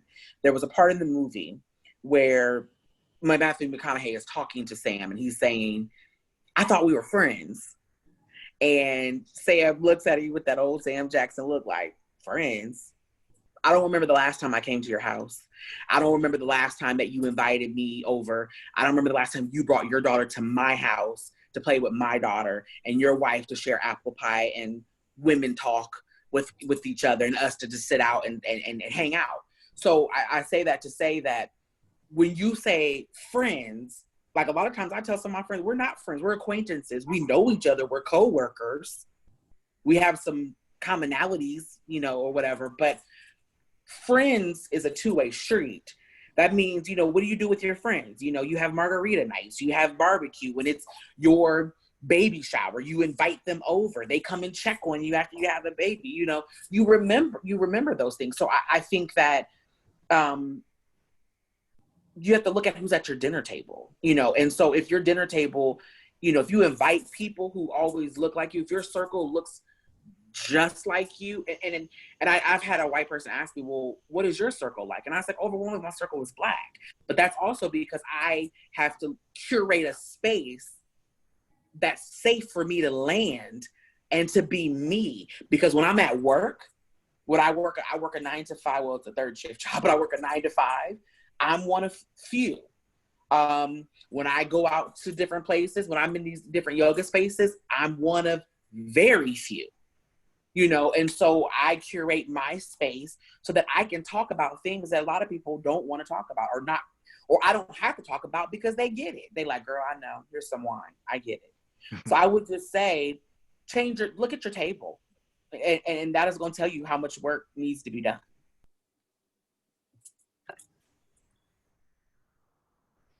So Titus, Charles, or Aisha, before we conclude, any other comments? You don't have to, but just giving you the floor if you'd like it.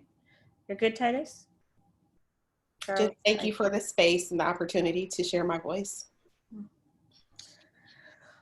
Well, everyone, I am not Thank you, sure how Julie. you all, thank you all. I'm not sure how you all are feeling, but I can tell you that I'm so grateful for the courage of these speakers, of the wisdom of these speakers, and of the hearts of these speakers, because they're sharing something that is so valuable, and it will help us to understand how do we create change within our space. I'm seeing just a ton of questions for everyone saying thank you, thank you, thank you. I want to conclude with 3 things. One, I think that what we can do is, if you have influence, one of the things I think is that we don't want to we no longer will tolerate mistreatment of people.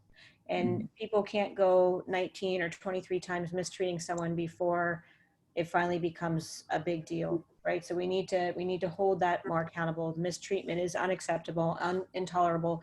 And I believe that is something that I'm passionate about trying to see through with people that I may have influence with, and saying, how can we do better bias assessments, 360 assessments, better, quicker action when it comes to assessing this and understanding it. And we also know, though, we talked about 2 things. I think a lot of the speakers said the same. It's both in our backyard, but then the bigger picture. So it's the space that we create, but then it's about how can we be a bigger voice out in the world. So I think that each one of you can get inspired to find your authentic voice. But I think one of the most powerful pictures I have is somebody pull into a gas station and give a Black family, their middle finger, I mean, that's really one of my most powerful images in my head of just, I want to stand up for that in any moment that's like that.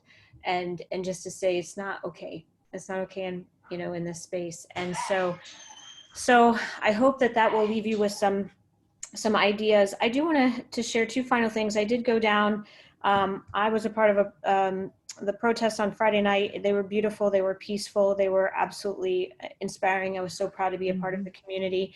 And I loved all of the different art that's been put up there. In fact, right now, as we're recording this, our boards up on our studio are being painted by some local artists. So we're grateful. We're making sure that the names of the victims who have recently lost their lives are all featured. We believe giving honor and remembrance is important. But there was two that I found that I think might be a nice way to conclude. The first one is, if you are neutral in situations, oops, oh, I lost it. Okay, this is Desmond Tutu, by the way. If you are neutral in situations of injustice, you have chosen the side of the oppressor. If an elephant has its foot on the tail of a mouse and you say that you are neutral, the mouse will not appreciate your neutrality. So that's kind of a really interesting way to say being neutral, maybe it used to be okay, is not okay anymore. And then the last one I want to share, and it's my favorite quote. I use this in my meditations all the time, and I used it before this bigger movement, but I think it's now more than ever. Martin Luther King Jr. quote, darkness cannot drive out darkness, only light can do that. Hate cannot drive out hate, only love can do that. It's really easy for us to even be angry right now, being angry at just people's intolerance, ignorance, mistreatments. And so I think it's going to take a lot, but we have to just start with love. And I love all the speakers on here today. And I love you for taking your time to listen and educate and unlearn, to learn a little bit. And our challenge to you will be to go out and use your voice. And maybe it will be in small ways that you have no idea has a ripple effect that turns out to be in big ways. And maybe it can be in big ways that can really move and shift. I know there's a lot of really powerful people out there who, whether they know their power or not, simply by their actions and their words will create the opinions that other people carry.